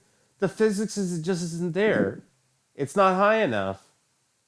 I think he may have kind of went, with a autoerotic asphyxiation kind of deal. Oh, you mean like the Kung Fu master? What was his name? No, Robin Williams. Too. No. The Kung Fu. The guy, the Shaolin guy. He was in Kill Bill. Right. Yeah. David Carradine. Yeah, David Carradine. Yeah, he had a bunch of prostitutes accidentally killed him. Did he do that too? It was an accident. Yeah. He liked to after he had sex, he would like the women to choke him out, and they after they choked him out, he didn't breathe again. Yeah, they found him in a closet or something. Holy. But I think that those, like the people that do that, they can position themselves. The only reason I know this is because our fucking neighbor like died in his fucking garage. Choking himself out. Yeah. And just he was like they put the knot so that when you pass out, you fall forward, and the knot's supposed to come out. But he didn't fall right, and the knot like broke his neck instead. Yeah, I'm not arguing that. Yeah, well, I mean, we gotta. But anytime that you see those, that you wouldn't be able to tell the difference on the outside, really. From you would be hard up to tell the difference between a strangulation with a knot on the back of it and a strangulation where you were killing yourself, through suicide. They would look about the same, which is why they do it that way. Man, I just, it seemed like you can have such great orgasms. Do you really? I mean, is it that much better? I've never tried it, so I don't know. But I mean, yeah, I've never tried it either. But just sex is awesome as it is. I don't know, man. Seems like you. I really have to damn near. Thing. I'd have to almost kill myself to achieve the perfect orgasm. I guess I do work with a lot of people who have substance abuse problems, and I hear weird shit like this. But not necessarily with the straight crowd. It's more along the lines with the gay crowd when they're doing talk therapy and shit. And what they like to do is it's almost the same thing as I guess choking yourself out. They'll sniff amyl nitrate, and they after they're done, and they'll get the same effect as passing out from choking yourself out. So I guess it's a common thing. I'm not saying, do whatever you're going to do, whatever makes you fucking happy. I'm just saying, I don't think you're doing it right. I don't know. I wouldn't know. There's a lot of fun to be had. None of that sounded like a lot of fun. Well, some things you just never know until you try. It's just, there's got to be a line somewhere. I mean, we all have our line, right? But I at the same time, I'm curious. Yeah, I think it would be interesting to get the description of every, you know what I mean, of how they were feeling. I definitely would like to know more about it. Somebody wants to type in the comments that you're into that. That's fine, but what are we talking definitely about? Not something I'm interested in. We're on left field chasing fucking butterflies now, dude. This is ABB esoteric truths. That's what it is. We've gotten off the rails. And speaking of fucking weird esoteric shit, not even weird. Kevin Spacey's accusers are ending up dead. All of them. All of them. Most of them are dead. And he has ties to Epstein too. He was acquitted, and now they're all dead. Which that doesn't. And Spacey's involved in all of this too. He was in Epstein's fucking book. That's right. Yeah. He also took a rowboat along with Bryan Singer, and they rowed the boat over to Epstein's island, thinking that they could get over there without being noticed. Just to put that out there. And I'm sure, you look, man. I'm sure everything was totally legit on Epstein's secret rape island. Totally legit. Well, sure. I mean, it's not if he was doing all these things, surely the local police would have done something about it, right? I mean, whoa! Actually, all of the people that worked there, all of the locals that worked there, said, yeah, it was all kinds of fucked up, but he paid really, really well. That was their thing. Yep. He paid the police. He actually donated. He donated money to the police department. He donated money to multiple police departments' children for schooling and stuff.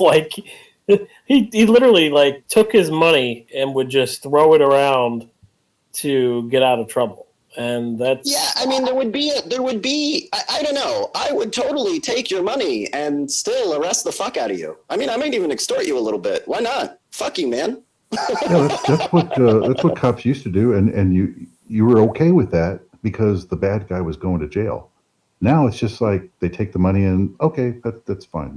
You can abuse the kids. Nothing bothers Yeah, me. like the look the other way part is what I'm not down with. Like, yeah, fleece the motherfucker, but you're gonna just let him molest kids They're up there? just doing He their was job. probably threatening them too. There's Oh. multiple. There's the victims and certain people who worked at Epstein's Island said in court records that they were threatened by Epstein. That if they weren't we'll fix careful, that real quick. Like, all of these guys are a bunch of fucking pussies. I really don't believe that he did threaten them like that, because none of these guys seem to have any fucking stones. That's right. It's just an excuse. That's all it is. Because if you fall for that, after he's missing a big toe, let's see how threatening he is. I don't think. Here's the thing: there was a MMA guy. I can't remember his name off the top of my head. He was a bodyguard for Epstein, and when he was being questioned on working for Epstein, a journalist, asked him if he was scared, and he said, "We won't go there." And he said basically that if he said too much, he would be in danger. So I think there's a little bit more here than just Epstein. And I think that it was an international pedophile ring. And I think Epstein, yeah, right. Yeah, that's what I think. Again, we were talking about the NSA and the CIA and all of these bad motherfuckers before, right? Where were you? You know what I mean? So, like, we do have people that are supposed to be protecting us against international child smuggling rings, against, you know what I mean? They're supposed to be bad motherfuckers that deal with this shit. But instead, you're, like, undermining and killing innocent people, where there's actual bad people that you could actually be doing shit about. Yeah, that's true. And there are some people that will. Here's the thing: the problem stems from the higher echelons of power, not the lower echelons of power, where you have little worker bees working in the intelligence agencies. There are some people who want to go after people like Epstein, right? It's just they don't have the power and the funding to do it by themselves. That's, again, it goes into the whole compartmentalization aspect. Again, it serves its purpose when, like Mark said earlier, when we're in war, because then you have no real way for all of your intelligence to be compromised, right? But the biggest problem is that when you have compartmentalization like that, you not only enable corruption, but you create a problem where people can't fight the corruption, because if they know about it and they're one person, they have to worry. If I go to this person, are they involved in the corruption? Are they not involved in the corruption? Yeah, but when it comes to Epstein, this is something that the world already knew. Like, it wasn't him that Epstein was a fucking child molester. You know what I mean? It isn't like this, that somehow you wouldn't get support or you didn't know about it or this was hard to investigate. The world already knew about it.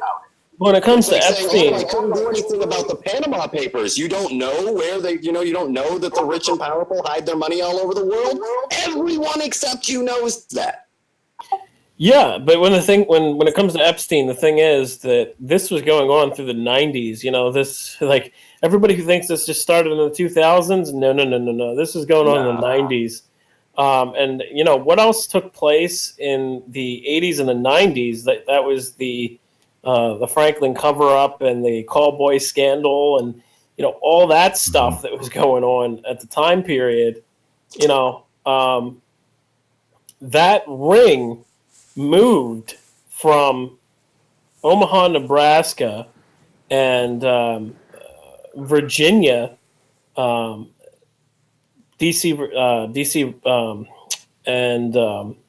that ring moved into Epstein's Island. And the way that you can connect this is that Omaha, Nebraska was Larry King. Larry King was connected into BCCI. Larry King was also connected into Craig Spence. Craig Spence was a person like Epstein, except he trafficked little boys and blackmailed politicians that way. Craig Spence connecting to Larry King, and then Larry King and Craig Spence connect to Roy Cohn, and then Roy Cohn connects to knowing Jeffrey Epstein. So you have this whole ring that has been kind of going on for years, and I'll just throw this out here, that the ring in Omaha, Nebraska, and the ring connected to Craig Spence is the same ring that was Rolling X, or online it's known as Rocking X. The actual name is Rolling X in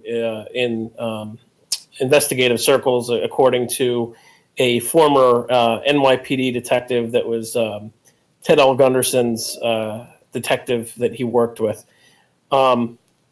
So anyway, the ring that were going on was Rolling X. Okay, Rolling X was also producing child pornography. Rolling X was said to produce child pornography by Paul Benassi, who said that he was forced to be filmed at Bohemian Grove raping a boy and then putting a gun to his head and pulling the trigger. It was a snuff film. Okay. Okay. But also this network also connects with Harvey Weinstein, right? With the whole couch thing with Hollywood. Well, Jeffrey Epstein connects to Harvey Weinstein, and then it also connects into Nexium. And the thing is that the Bronfmans were friends with Roy Cohn. So again, Roy Cohn, Bronfmans, Jeffrey Epstein. Jeffrey Epstein, the Bronfmans, Nexium. You know, these rings have been going on for years, okay? So they're not new. I got one question for you, because maybe you know this better. Like, we were discussing before about like the KGB and other intelligence agencies infiltrating in the CIA and stuff. Like, how credible is it that instead of Epstein's network bribing people to cover this up, how credible is it that it's actually the government itself doing it out of fear that certain foreign intelligence agencies know about all of this? Because they are already infiltrated, they are aware of all of this stuff happening, and it is actually the U.S. government trying to cover this up to protect against these foreign governments aware of this. Okay, But they would already know. Epstein was linked. Epstein was linked into the Epstein was linked into the CIA through Iran-Contra deals that he made with Adnan Khashoggi, and he was linked into Air America. That was purchased. He helped purchase Air America. A lot of people don't know this. So Mossad, he was also connected with Mossad. Yeah, right. He was also connected into Mossad. So, and the thing is that when my article goes to press on Monday, I'm going to start getting into the relationship between U.S. and Israeli intelligence, and where there was traitors in the U.S. that were working with Israeli intelligence to create espionage networks where they were funneling out information to the Israelis during the 1980s.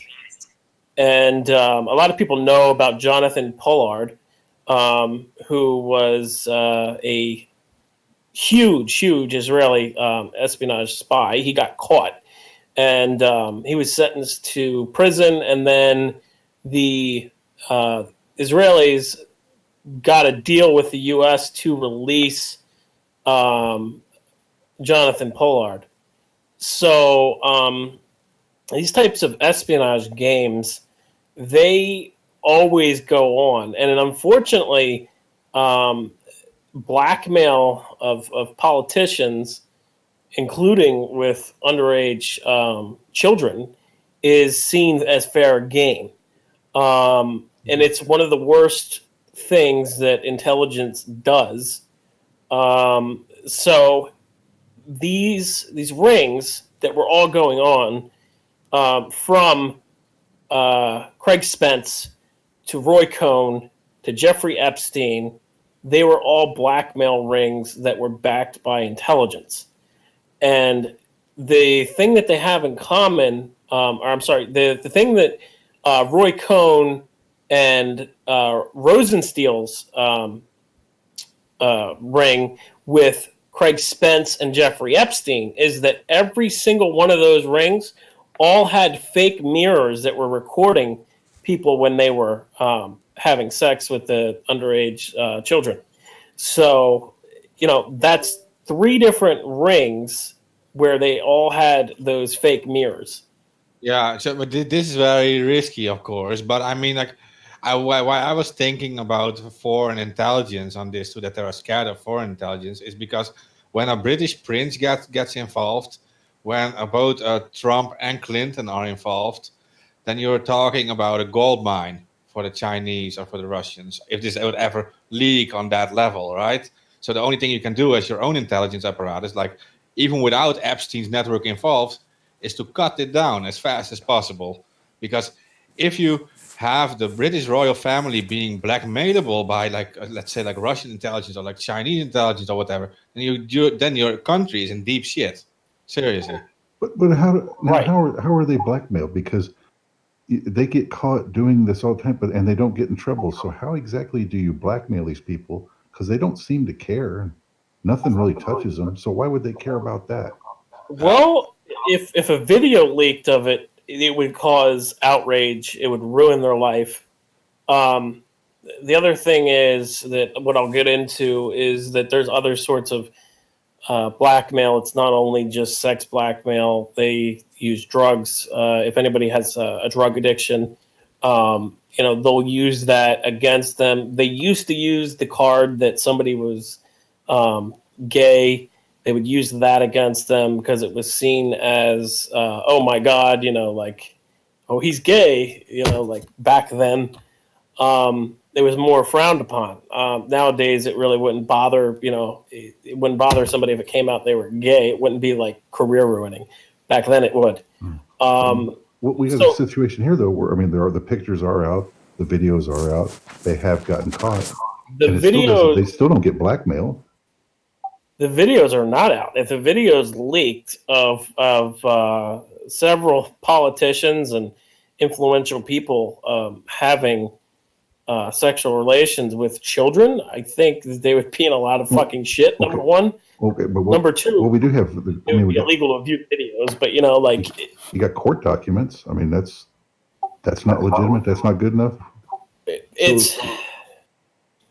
Here's the thing. You got the kids saying that there's pictures of them. Right. Yeah. Right. That's the thing.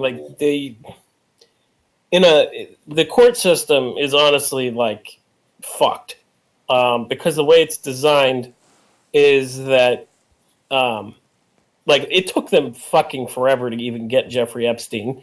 They could have, but they covered up in Florida.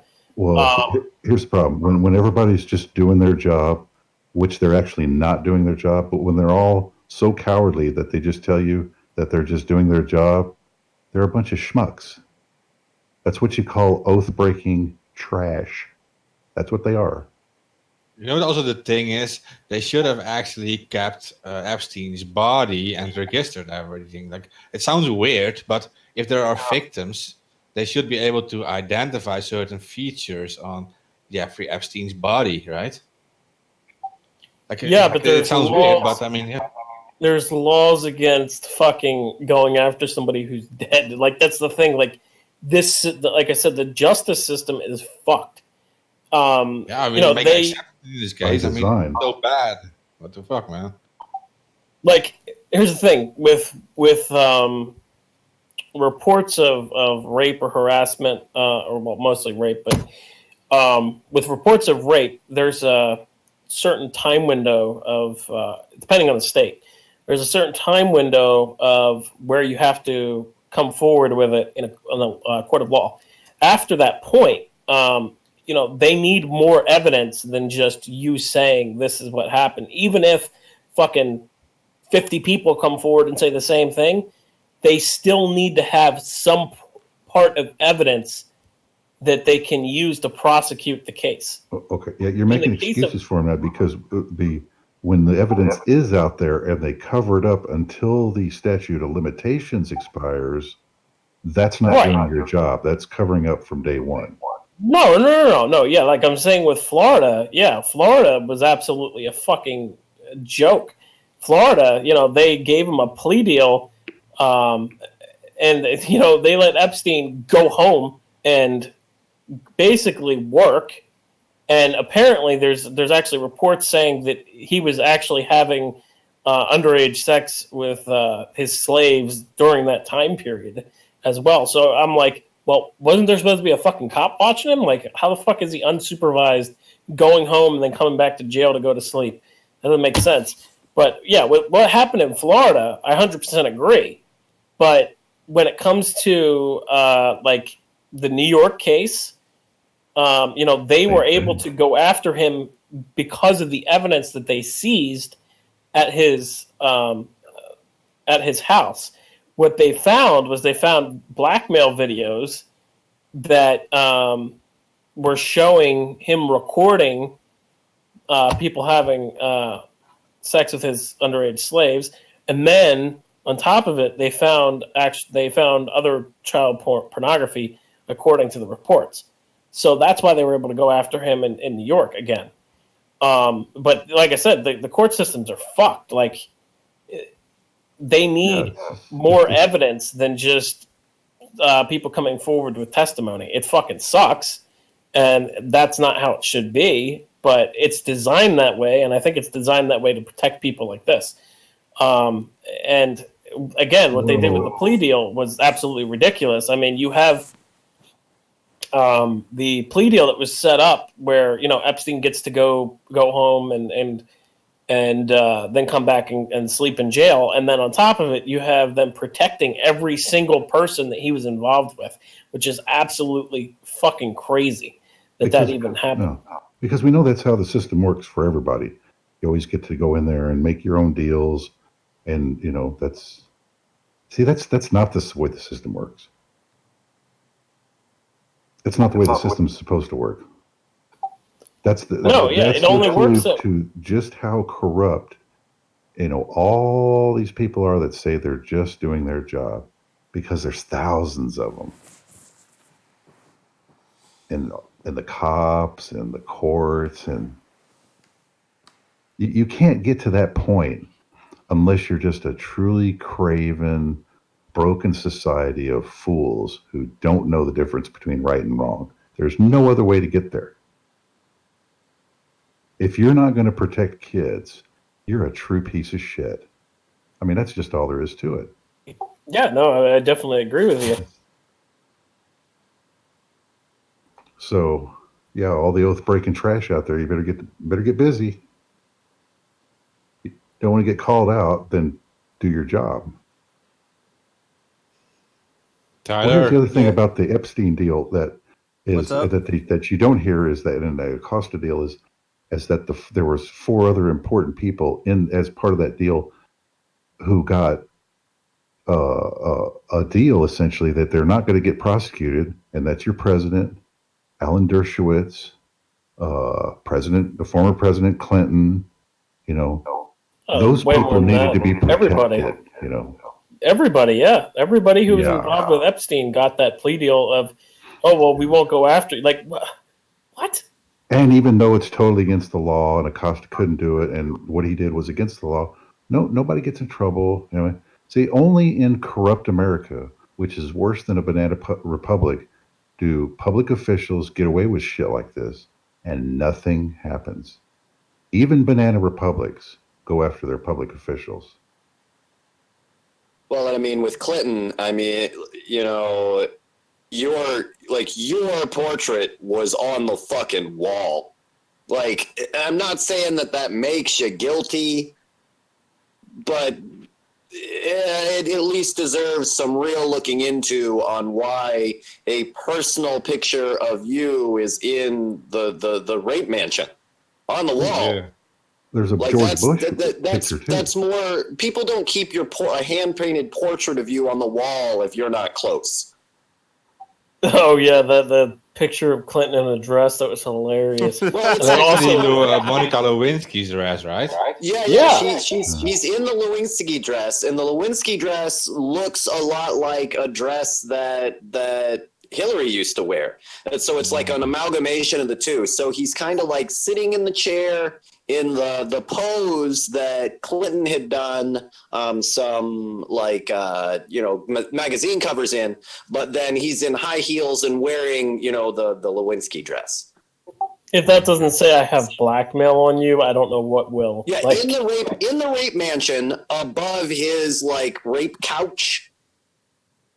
Oh, it's like a hunting trophy, right? Like an animal hat on the wall. Yeah, I just think like it's like I said, the fact that Clinton comes out and said, basically all of these people act like they had never heard of the guy. And come on, your picture's on the fucking wall, man. Because we all have friends that are like this, right? I mean, we all have friends that have pictures like that, and weird little basements with beds that are stained, and who knows what goes on, right? We all have friends like that. Yeah. Come on, I mean, calling it strange just doesn't do it justice, man. Yeah, that's completely normal. Look, I can tell you, there's a couple of pictures of me and my best friend, but they're not even Oh, boy. and on the wall, you know what I mean? Like they're in a picture album, you know what I mean? It's not like I've got framed fucking personal pictures of my friends painted on the wall. That's kind of creepy in of itself. but are the pictures that are put away? Are those pictures of you and your friend in a dress? No, they're not. Yeah, now that you brought it up. I just had to check. That's all. You know what? I don't even want to be honest, I don't even want to think of Invisible Joe in a dress. I can't think of anything more disturbing. How about Giuliani cross-dressing and Trump giving him a big hug? Never mind. I found something more disturbing. Sticking his face in some Giuliani fake cleavage. It's... That whole so that was like the thing they used to do. I mean, Giuliani dresses up as a woman quite a bit. I think he does count as a cross-dresser at that point.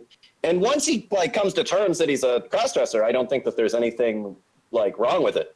I think that there's the way that he's trying to hide who he is, I think is kind of creepy. Yeah, he can do it. I mean, there are plenty of cross-dressers. I mean, yeah, but just be open about it. Be comfortable with yourself. Oh, Right? yeah, Giuliani. He's completely comfortable with it. He just giggles a little bit. Every time he gets brought up, he just giggles and goes on like, yeah, you caught me cross-dressing. Oh, well, I still got my job here at Fox. It's not like it's going to hurt that, because that's who they love over there, It was weird because he gets dressed up he cross-dresses and then has Trump feel him up on national TV. I don't understand what's going on in that video. Oh, wasn't that funny? I mean, I got a lot out of that, man. I saw it, but I'm not sure what I was supposed to get out of it. I'm still trying to think, I didn't think that it was particularly funny. It just looked like you got dressed up and had Trump feel you up. I didn't see where the hilarity was supposed to come in with that. Yeah, I didn't think it was funny either, man. It's kind of weird, but they think it's funny. You see them laughing. Does they happen. think it's funny, Darren. It does happen a lot in the business world, and in people in power, that they actually have this secret life where they actually give away all their power and they want to be submissive and stuff. It happens especially a lot in Japan, and they have whole societies with doing that. Get tortured and stuff by young girls. So that's just their fetish, because they're power each day when they go to their work. They're powerful CEOs and stuff. They're leading everything, and they have these fetishes that they want to be submissive in their sex life. Also, Bohemian Grove used to be a big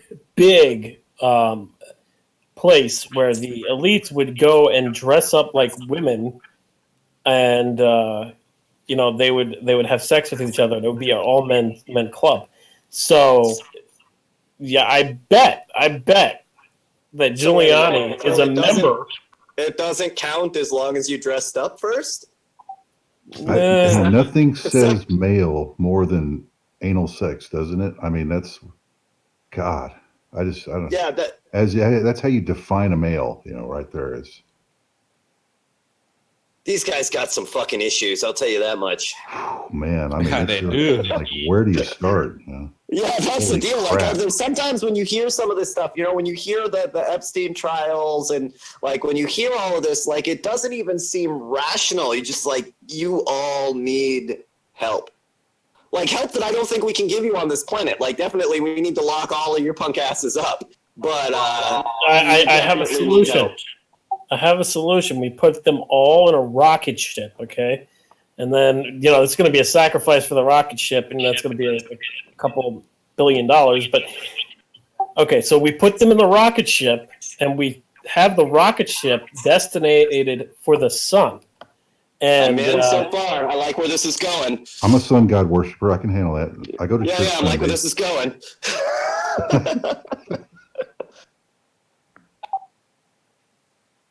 Okay. Wasn't Rob a sun guy? Like 15 minutes ago, I was asking Tyler because we have like 20 more subjects or maybe 30 more subjects to talk about. Yeah, we got a lot to go. We got a lot to go over, and like my signal is still pretty hit or miss. Let me see. Vegans were at a protest last week. Well, it was actually, I think it was more like 2 weeks ago. So I see the thing going around where they were going into stores and grocery stores and blocking people from buying meat. I don't get it. Well, Yeah, I mean, how did that? Did it work? Or, like, no, every time. Well, I mean, there's a video of it that's been circulating around. People are getting pissed off. I saw this one lady punch one of the guys and tell him, it's none of your fucking business what I fucking eat. Yeah, you're probably going to have to go about that one a little bit different. And I don't know if it's a smart idea to get between somebody and a red meat eater and their meat, man. Like they're already set up for battle.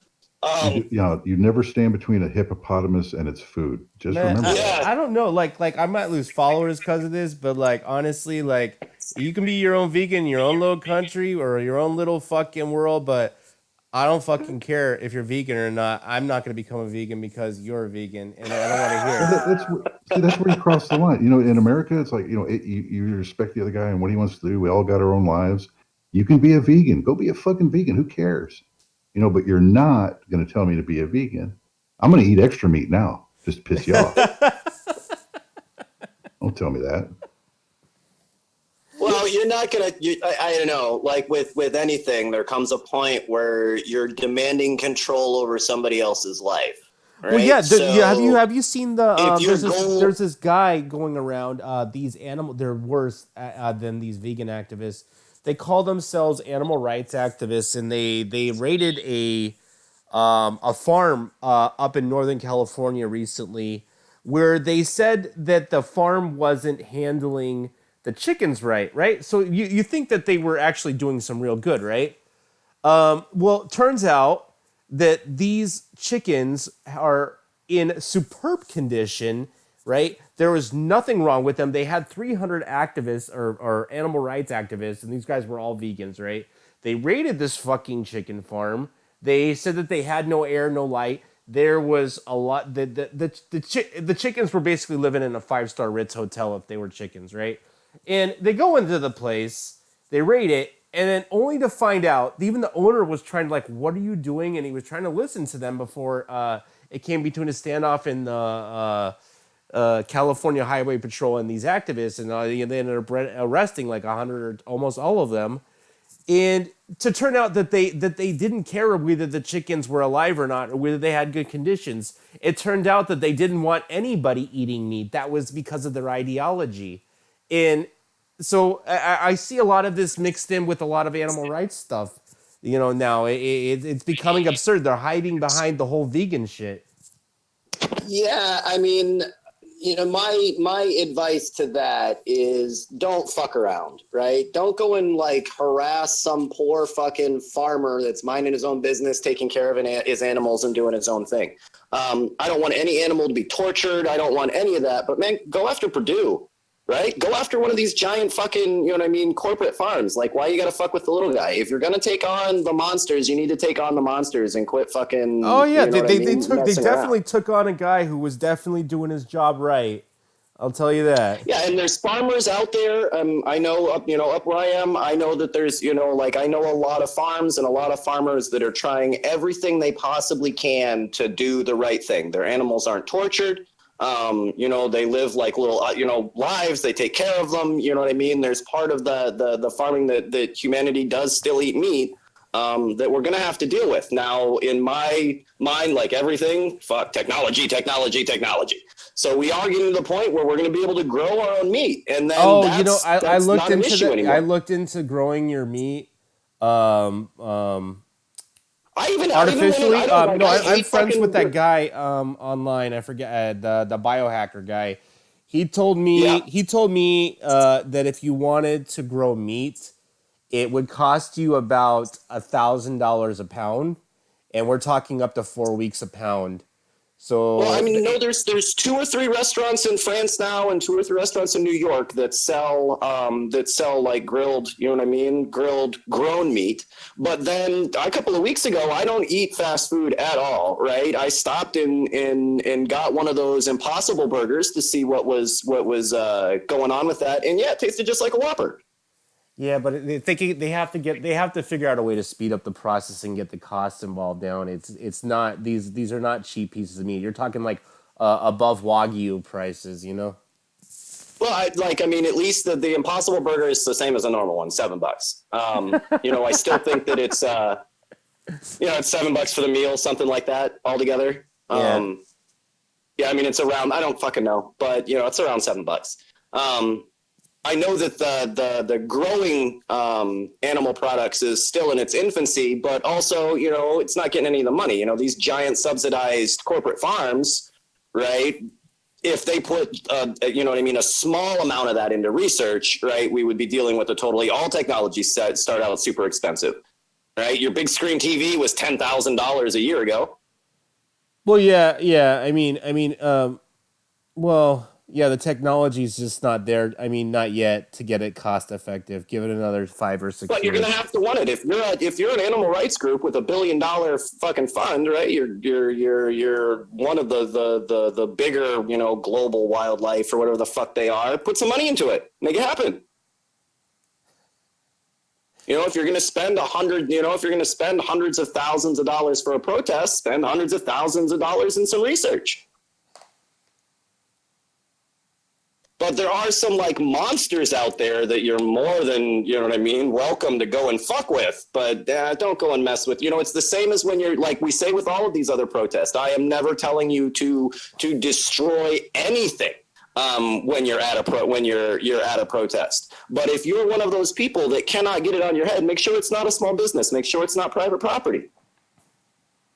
That's it. Right? Well, there's some monsters that you can go and fuck with there. The guys that raided the farm that I was talking about, they went inside the farm and started taking the chickens out. They were definitely crossing private property and breaking the law. Yeah. So that sounds like some misguided protesters, which and the head of the guy that was doing it is I think he's debarred now, but he was a lawyer at one point. He was a lawyer? Yeah. Yeah, that doesn't, it says, just because he's a lawyer doesn't mean he's a good lawyer. I think he's been debarred out. I think he's been debarred. He's been arrested too many times for the same shit. Yeah, I don't know. It depends on what you're arrested for. Because unless, I don't know. Fuck, man, because I don't even know anything about the story. Normally, they don't take your license for, for arrests. But maybe if you're a tax lawyer and not a civil rights lawyer, that would make a difference. Maybe I don't know. Because imagine as a civil rights lawyer, you're going to get arrested a lot. Yeah. But if you were a different kind of lawyer, that may affect you. I don't know. Also, how much support those businesses have in your area probably has a lot to do with that too. Yeah. But I would make sure you're fucking with the right people is all I'm saying there. Yeah. Not telling you not to go fuck with people. I'm just saying make sure that you're fucking with the right people and not harassing small businesses that are doing the right thing. That's what's important. Like you went in and were wrong. Which makes a difference. You go in and there's a whole bunch of animals being tortured and they got like holes cut in their stomachs and all of that crap. Then yeah, go nuts, man. But it's not what you did. I think these people though they're taking the position that it's not enough. There's no need to go after a factory farm. We need to stop this eating of turkeys or chickens, whatever it is. Even if they're free range, they need to be set free, and you don't need to be eating meat. It's like the more extreme. That's exactly the position people of a I'm vegan, talking. you know? Yeah, those are the people that I'm talking about. And even then, when you get into actual science, we start having problems because although you may think that plants don't feel pain, they most definitely do. Right. No, I have seen that. That is weird. So if that's it's not they're alive, and all live things want to stay alive, and most of the time. So yeah, when you cut down a plant, when you do those, when you on that lettuce. Yeah, your lettuce. But no doubt, your lettuce feels pain, and we're just now being able to even rationalize that. But to a vegan, so a mammal, feeling pain is an absolute travesty, but a plant feeling pain is not. Its life is not worth as much as an animal for some reason to you. It lives longer. Well, they either go along or they become big plant protectors, and we have to get them to eat roaches and slugs and things fungus. like that. But even they need to be protected. Fungus feel feelings too, though. Yeah, fungus. No, maybe some. Yeah. I mean, like I said, you're gonna have to either figure it out or make some. You know what I mean? Or make some. You can always eat wood and or you can eat paper. Or you can try and get your nutrients from gases. Does it count if it dies of natural causes? Oh, well, yeah, there's a little recycle there. That'd be okay. Roadkill, but only roadkill. It has to be an accident, and you shouldn't have been on the road anyway. You're not supposed to be driving that car. Yeah, right. No, it was if you hit an. Okay, here's the question: if I hit an animal on accident with my Prius, do I get to eat it? I mean, I'm almost obligated to eat it at that point, right?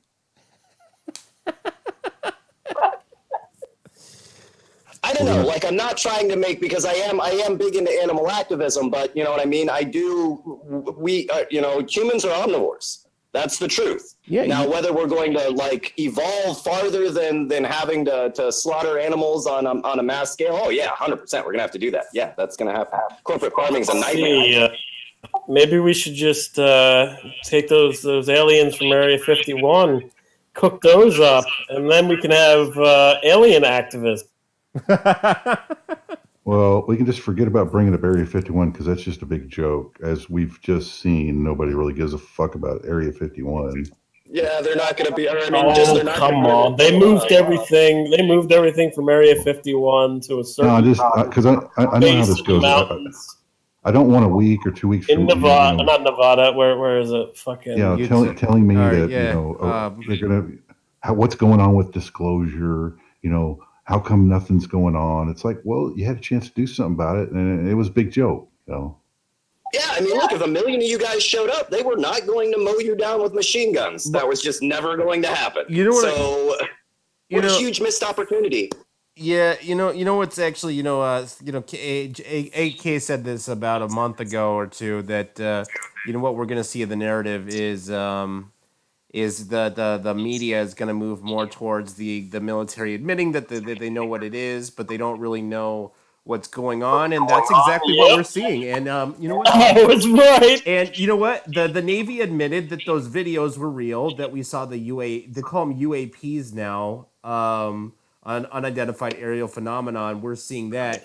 And then the second part is that a lot of the educational channels, specifically History and Science Channel, are having reoccurring shows now. What they did, they've always had Ancient Aliens on the History Channel, but now I'm seeing it, more into these Several other shows several now. shows, Yeah. yeah. And this Well, is and they got to get away. They got to get away from Ancient Aliens. Like they got to get away from Ancient Aliens. Like Van Daniken is just making it up. And then they've got like all of his little disciples as being like they're just quoting his words as fact as their own research. Like it's just completely fucking bogus. The thing is with Ancient Aliens is that David Wilcock was involved with it, who is involved with the blue avian, blue bird guy, Corey Good. So yeah, there is a real effort here to start disclosure. Do I know what the fuck it is? No, but I do know there is a real effort here because I've talked to several high-ranking sources. And we seem to be the last people to be on board because the Russians have disclosed like heaps and heaps of stuff. We just don't seem to like read it or care or anything. It seems like it's going to be a rush for disclosure. Whatever nation is going to do it first. And I think you're right in that regard. I think that either Russia or China is going to beat the U.S. in disclosure. China also disclosed thousands and thousands of documents. A rare event for China to do. Talking about UFO sightings, and also a few years ago, the UK did the same thing. The only country that has been holding off is the U.S.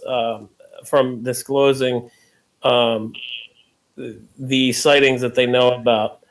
I don't think, at this point, I think everybody knows that there's some type of phenomenon going on in our sky, and that we don't know what it is, and it kind of scares the hell out of the military, and that's why they had a threat program.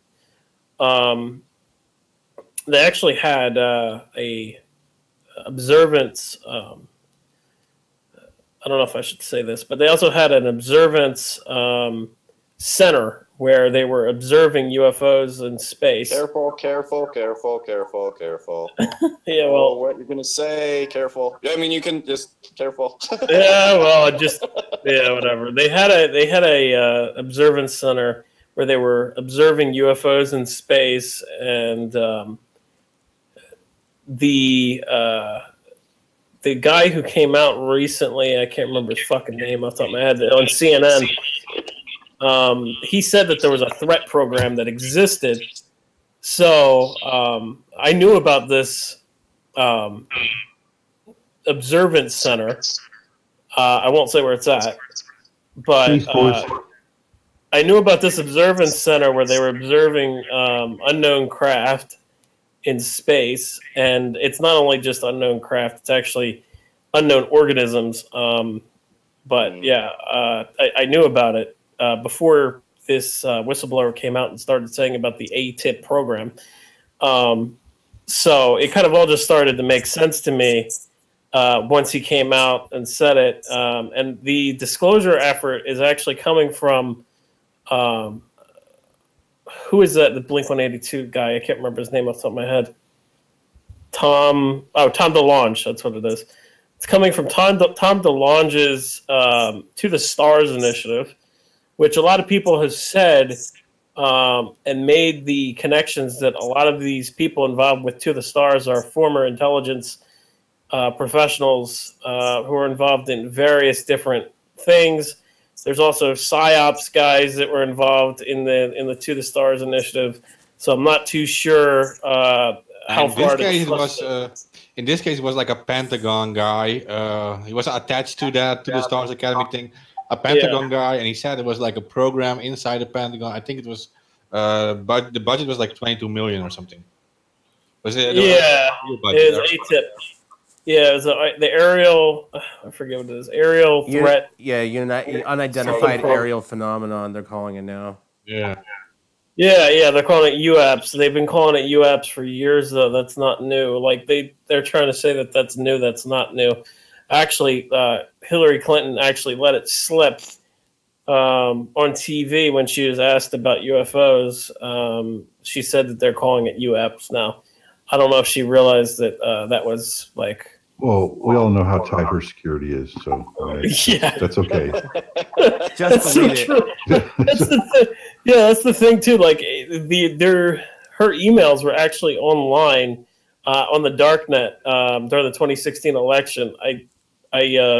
Somebody sent me an onion link that had them for sale. I didn't see the actual emails themselves, but I saw them for sale online on a certain darknet market. So I think that if you really wanted disclosure, there you go. Go find her emails online on the darknet. I'm sure they're still there somewhere. Yeah, but since we're like a show by like hacktivists, right?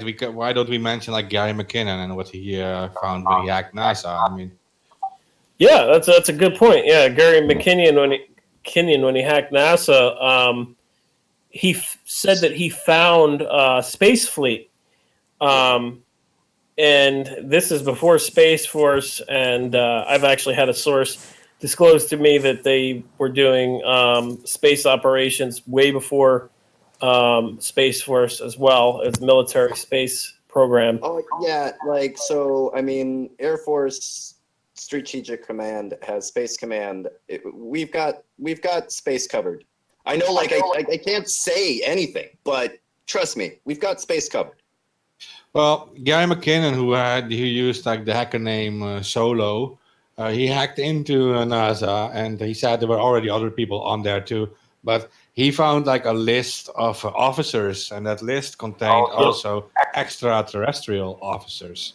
What that means, we don't know. But it could also mean that these are soldiers already in space, for example. Yeah, or the chances of us, you know, the conspiracy theory goes that we've had a base on Mars for quite a time, for quite a while.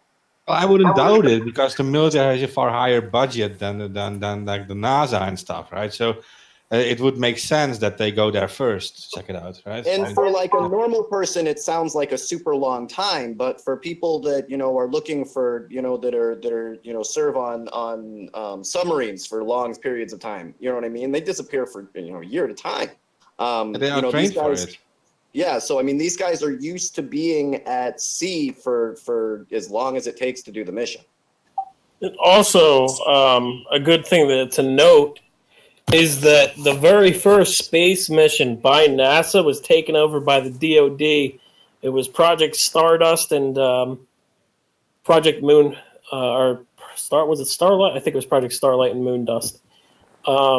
So these two projects were taken over by the DoD when NASA went on their mission.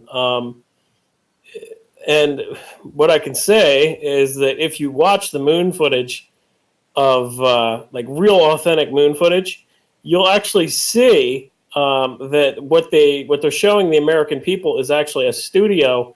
And I'm not saying that we haven't been to the moon, because God knows we've been fucking beyond.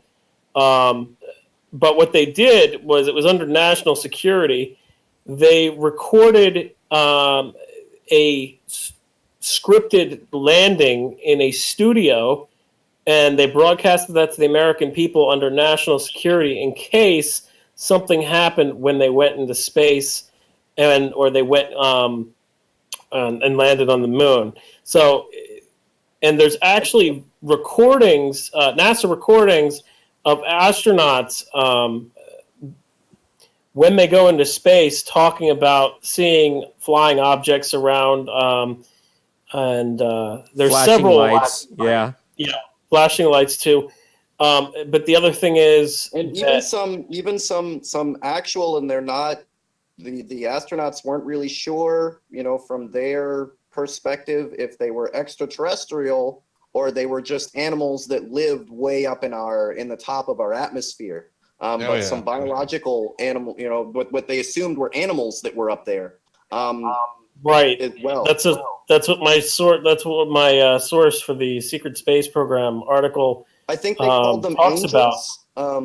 Well, he called them. He said that it was. He said there was angel fish in space, and I was like, angelfish. Yeah, you're right. That's exactly what they said. And I was like, "What do you mean, angel fish in space?" And I was like, "Did you ever see like a flying saucer or anything?" And he was like, "No." And I was like, "Well, I don't believe you on that." And because I was just like, he said that he was stationed at a moon base on the moon, and that basically what he would do is they would go out and they would mine on the moon.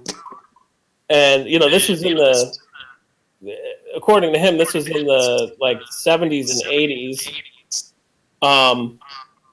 And he said that he would mine on the moon and he would see these space fish flying around. And I was like, space fish? What the fuck's a space fish? So, I mean, I've heard that before.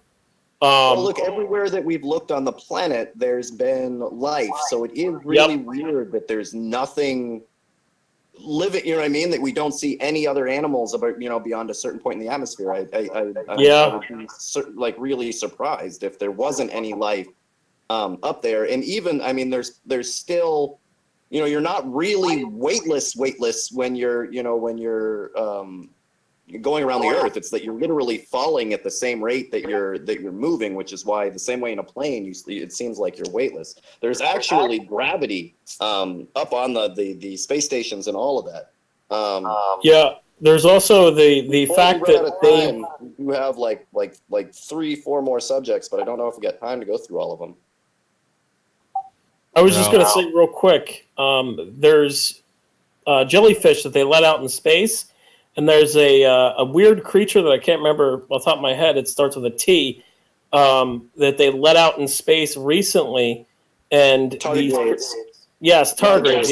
Yes. And these creatures haven't died.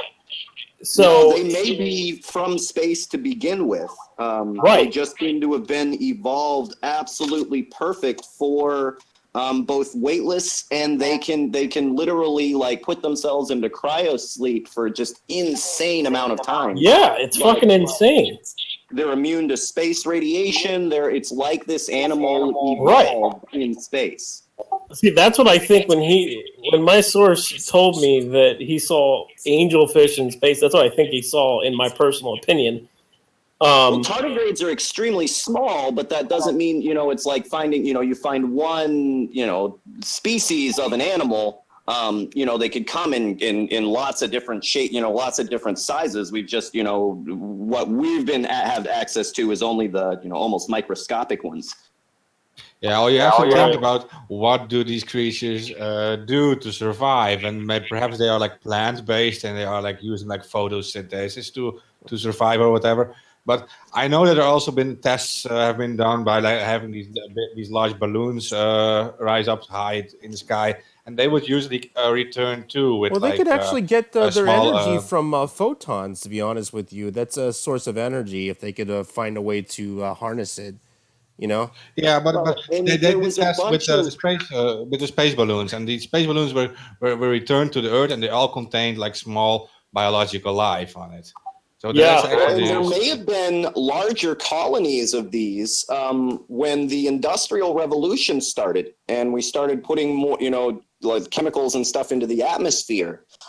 There was a lot of these interesting instances. I think one of the most famous ones was in Italy, and out of nowhere, the town was covered in a white stringy substance that, if it was in the ocean, it would have, looked like I think I know what you're talking about. One of the giant jellyfish or something like that, but on a bigger scale. That may have existed up, a little bit higher, and just with, hydrogen production or however it was making its food, it had the ability to float. But when we changed the atmosphere, they all died, they started to die off, and we saw some of the bigger ones fall, to Earth. Also, on coming from meteors and from comets, there have been strange organisms that have come to Earth, it's like really, really underreported. But if you dig for it, you can find it. It was sometime in the either the 90s or the early 2000s.